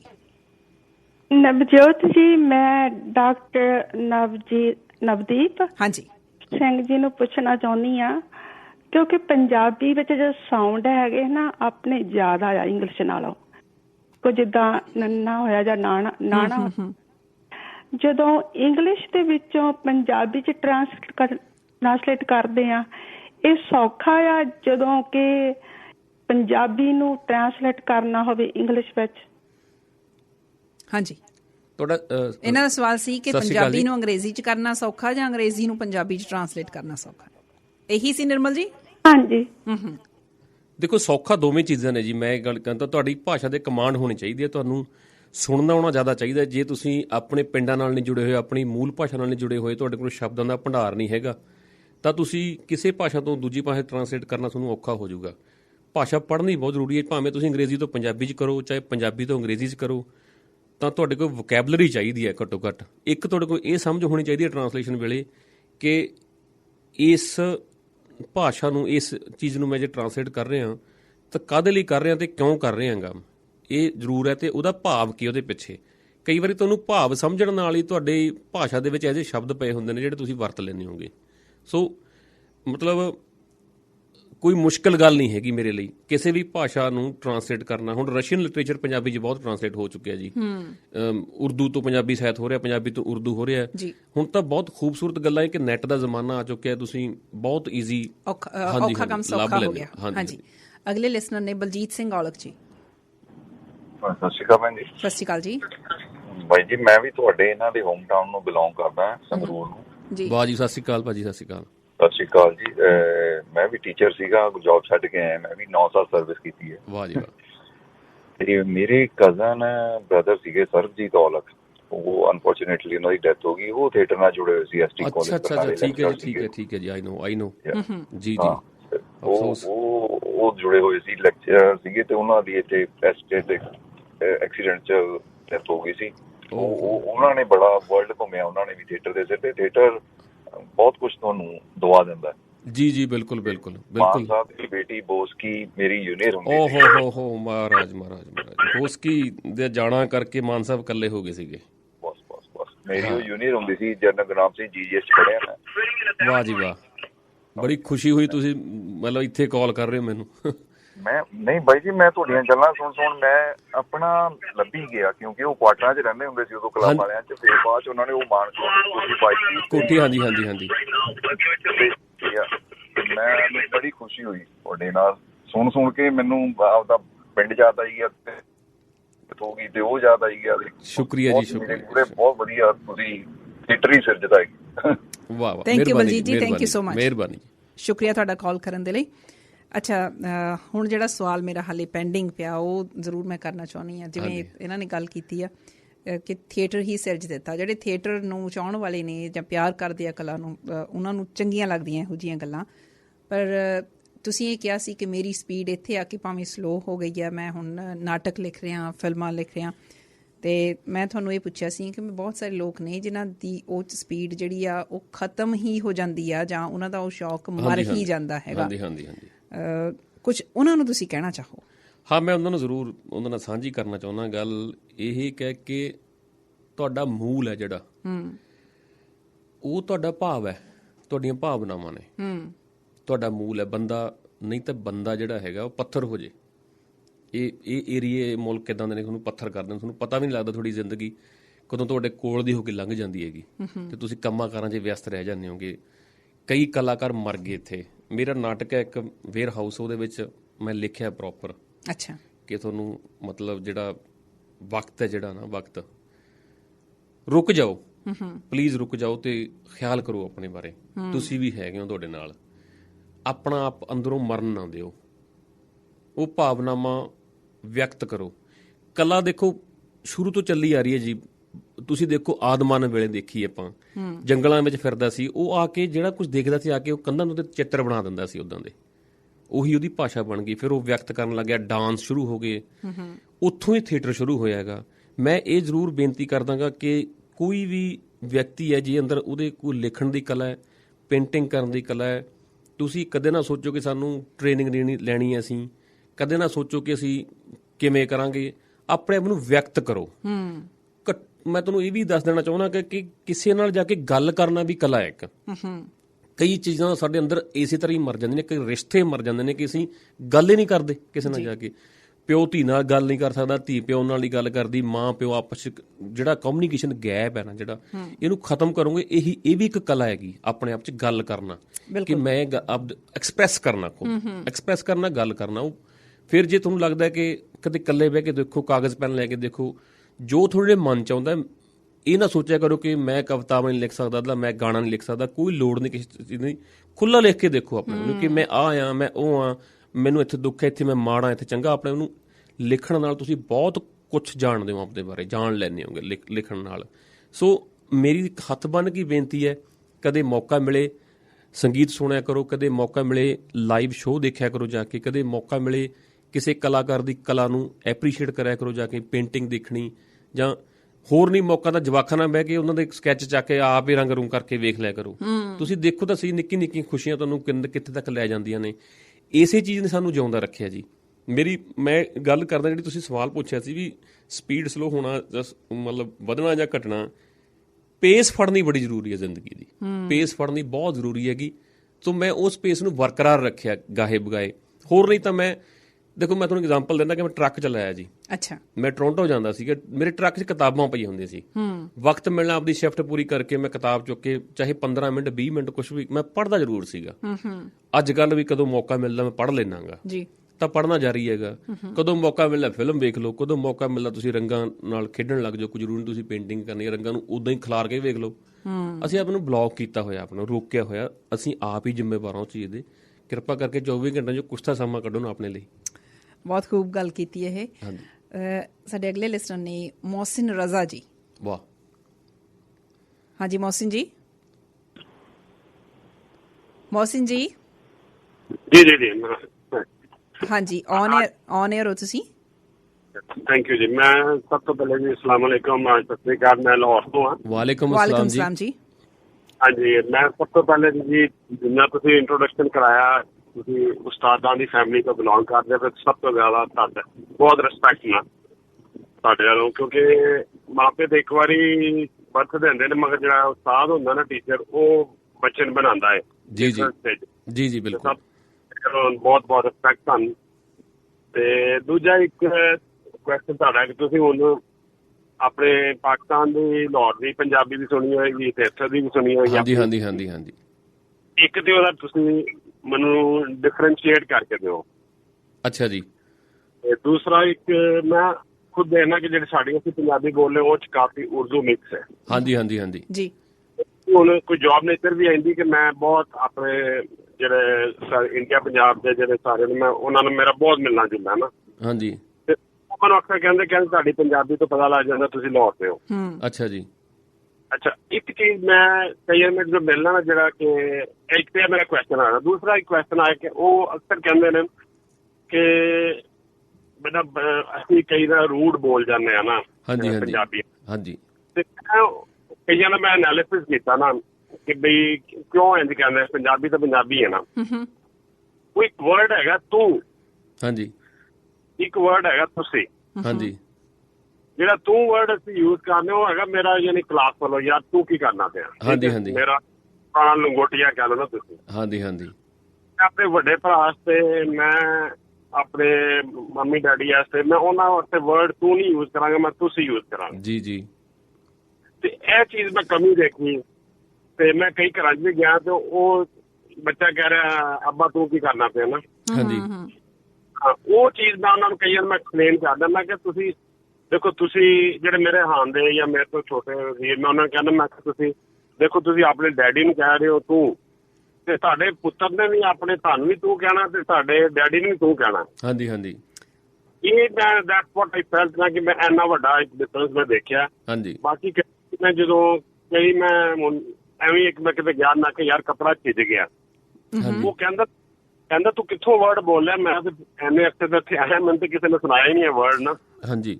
ਮੋਹਸਿਨ ਰਜ਼ਾ ਜੀ, ਥੋੜੀ ਜਿਹੀ ਗੱਲ ਆਪਾਂ ਨੂੰ ਹੋਰ ਬਰੀਫ ਰੱਖਣੀ ਪੈਣੀ ਆ, ਕਿਉਂਕਿ ਮੈਨੂੰ ਖਬਰਾਂ ਦੇ ਲਈ ਰੁਕਣਾ ਪੈਣਾ। ਹਾਂਜੀ।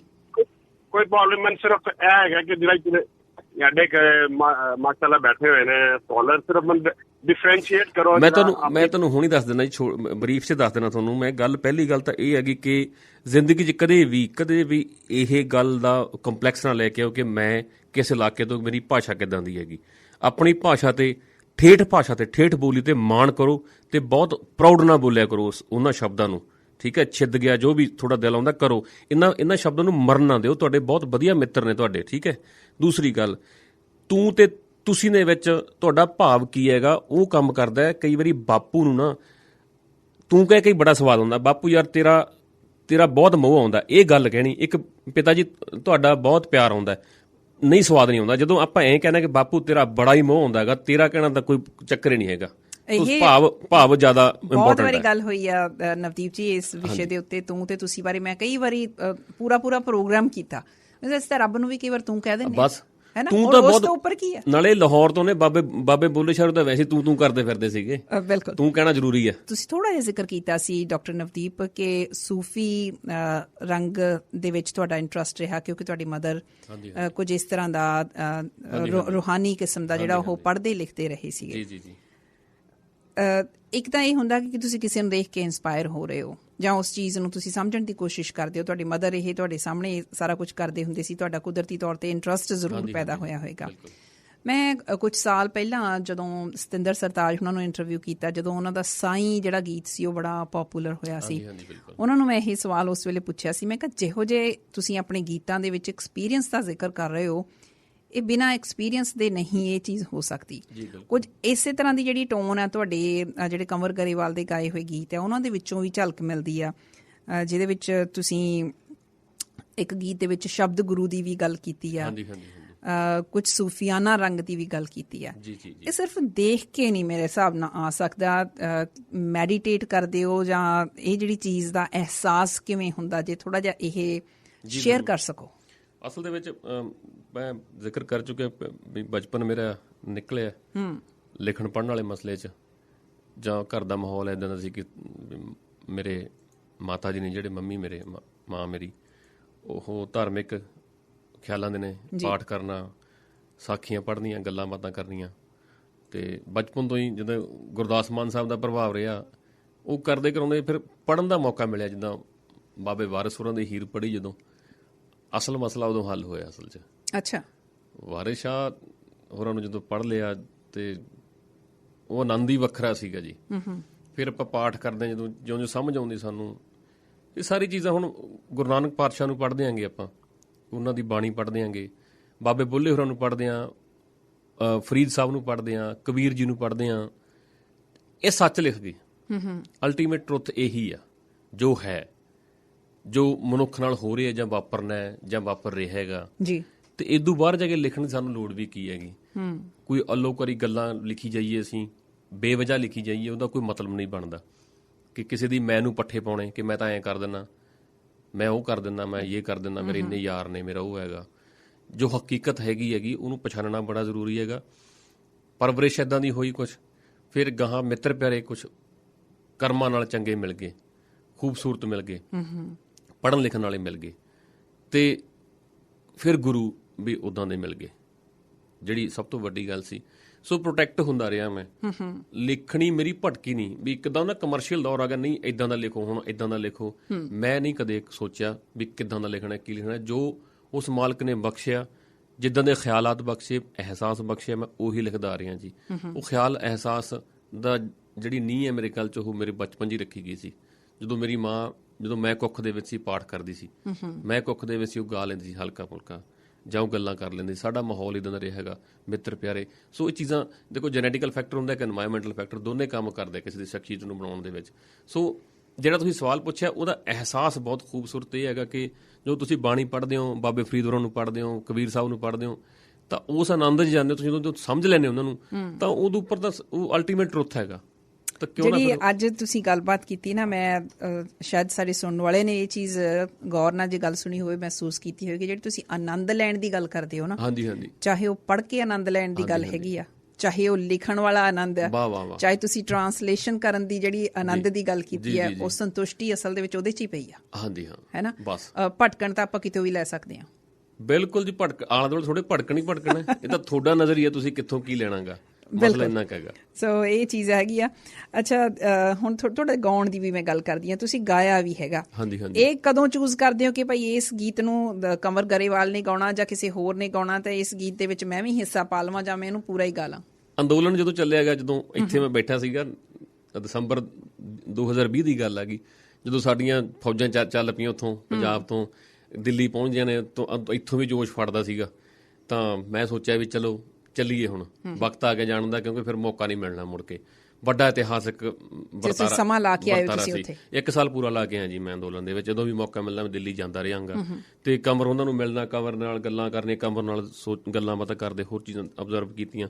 ਫਿਰ ਇੱਕ ਗਾਣਾ, ਅੱਛਾ, ਮੈਂ ਲਿਖਿਆ ਵੀ ਬਹੁਤ ਸਮੇਂ ਬਾਅਦ। ਫਿਰ ਉਹ ਗੀਤ ਜਿਵੇਂ ਕਹਿੰਦੇ ਨਾ ਵੀ ਲਿਖਣ ਵਾਸਤੇ ਨਾ ਲਿਖੋ, ਕੁਦਰਤ ਤੁਹਾਨੂੰ ਆਪੇ ਦਿੰਦੀ ਹੈ। ਮੈਂ ਉਹ ਉੱਥੇ ਮਾਹੌਲ 'ਚ ਵਿਚਰਿਆ, ਆਰਟੀਕਲ ਪੜ੍ਹੇ ਵੀ ਕੀ ਹੈ ਮਸਲਾ ਸਾਰਾ, ਤੇ ਮੈਨੂੰ ਮੌਕਾ ਮਿਲਿਆ ਫਿਰ ਲਿਖਣ ਦਾ। ਮੈਨੂੰ ਉਸ ਮਾਲਕ ਨੇ ਗੀਤ ਬਖਸ਼ਿਆ, ਐਂ ਕਿਵੇਂ ਖੋਲੋਗੇ ਜ਼ਮੀਨਾਂ, ਐਂ ਕਿਵੇਂ ਖੋਲੋਗੇ ਜ਼ਮੀਨਾਂ ਸਾਡੀਆਂ। ਸੋ ਉਹਦੇ ਵਿੱਚ ਨਵਦੀਪ ਤੁਸੀਂ ਖੁਦ ਇਸ ਗੀਤ ਨੂੰ ਗਾਇਆ, ਕਿਉਂਕਿ ਤੁਹਾਨੂੰ ਲੱਗਦਾ ਸੀਗਾ ਵੀ ਅੰਦਰੋਂ ਆਵਾਜ਼ ਆ ਰਹੀ ਹੈ ਕਿ ਗਾਇਆ ਜਾਣਾ ਚਾਹੀਦਾ। ਨਹੀਂ, ਮੈਂ ਲਿਖ ਕੇ ਦਿੱਤਾ ਸੀ ਕਮਰ ਨੂੰ। ਅੱਛਾ। ਕਮਰ ਉਦੋਂ ਪਹਿਲਾਂ ਕੁਛ ਹੋਰ ਗਾਣੇ ਉਹਦੇ ਪਏ ਸੀ, ਕਿਉਂਕਿ ਰਜੇਵੇਂ ਜਾਂਦੀ ਸੀ, ਉਹਦੇ ਕੋਲ ਕਾਫੀ ਕੰਟੈਂਟ ਇਕੱਠਾ ਹੋਇਆ ਪਿਆ ਸੀ। ਉਹ ਥੋੜਾ ਵਕਤ ਲੱਗ ਗਿਆ। ਇੱਕ ਮੇਰਾ ਬਹੁਤ ਪਿਆਰਾ, ਬਹੁਤ ਅਜ਼ੀਜ਼ ਮੇਰਾ ਸਟੂਡੈਂਟ ਵੀ ਹੈ, ਤੇ ਮੇਰਾ ਛੋਟਾ ਭਰਾ ਵੀ ਹੈ, ਜਗਦੀਪ ਵੜਿੰਗ, ਜਿਹਨੇ ਗੱਲ ਵੱਖਰੀ ਫਿਲਮ ਲਿਖੀ ਹੈ, ਗੁੱਡੀਆਂ ਪਟੋਲੇ, ਉਹਦਾ ਲਿਖਾਰੀ ਹੈ ਮੁੰਡਾ। ਉਹ ਥੀਏਟਰ 'ਚ ਪਾਸ ਆਊਟ ਹੋਇਆ, ਮੇਰੇ ਕੋਲ ਹੀ ਪੜ੍ਹਿਆ ਹੈਗਾ। ਤੇ ਉਸ ਦੌਰਾਨ ਉਹਨੇ ਕੰਪਨੀ ਐਸਟੈਬਲਿਸ਼ ਕੀਤੀ, ਮਸਤਾਨੇ ਰੈਕਰਡਸ। ਤੇ ਉਹਨੇ ਜ਼ਿਕਰ ਕੀਤਾ, ਕਹਿੰਦਾ ਬਾਈ ਆਪਾਂ ਏਦਾਂ ਕਰਦੇ ਵੀ ਤੁਸੀਂ ਇਕੱਠੇ ਗਾਓ, ਤੇ ਕਮਰ ਬਾਈ ਨੂੰ ਲਿਆਓ ਤੇ ਤੁਸੀਂ ਵੀ ਗਾਓ ਇਕੱਠੇ। ਅਸੀਂ ਸਬੱਬ ਬਣ ਗਿਆ। ਅਸੀਂ ਗੁਰਮੋਹ ਦੇ ਸਟੂਡੀਓ ਗਏ, ਬਹੁਤ ਖੂਬਸੂਰਤ ਕਮਾਲ ਦਾ ਮਿਊਜ਼ਿਕ ਡਾਇਰੈਕਟਰ ਹੈ ਮੁੰਡਾ ਗੁਰਮੋਹ, ਤੇ ਬਸ ਉੱਥੇ ਜਾ ਕੇ ਰਿਕਾਰਡ ਕਰਤਾ ਗਾਣਾ। ਸਵਾਬੀ ਪਤਾ ਨਹੀਂ ਲੱਗਾ ਕਿਹੜੇ ਵੇਲੇ ਕੀ ਹੋ ਗਿਆ, ਅਸੀਂ ਕੈਮਰਾ ਚੱਕ ਕੇ ਤੇ ਸ਼ੂਟ ਕਰਤਾ ਗਾਣਾ। ਤੇ ਉਹ ਮੇਰੀ ਕਿਸਮਤ ਸੀ ਕਿ ਮੇਰੇ ਹਿੱਸੇ ਗਿਆ ਗਾਉਣਾ ਗਾਣਾ।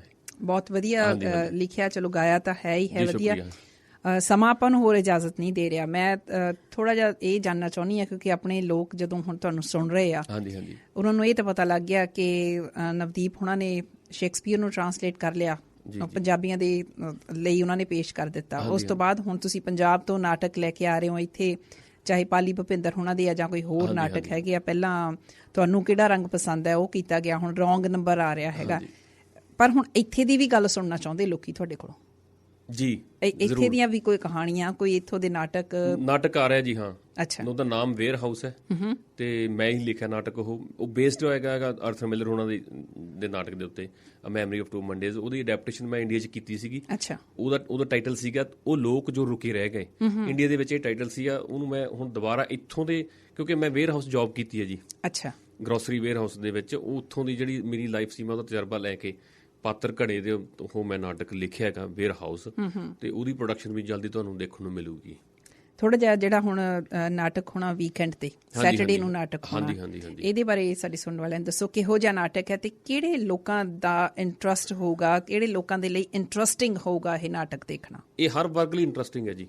ਯੰਗ ਲਈ ਵੀ ਹੈ, ਜਿਹੜੇ ਵਿਆਹੇ ਵਰੇ ਉਹਨਾਂ ਲਈ ਵੀ ਹੈ, ਸਾਰਿਆਂ ਲਈ ਵੀ ਹੈ। ਸਮਾਜ ਦੀ ਕਿਉਂਕਿ ਗੱਲ ਕੀਤੀ ਗਈ ਹੈ, ਪਤੀ ਪਤਨੀ ਦੇ ਰਿਸ਼ਤੇ ਦੀ ਗੱਲ ਕੀਤੀ ਗਈ ਹੈ।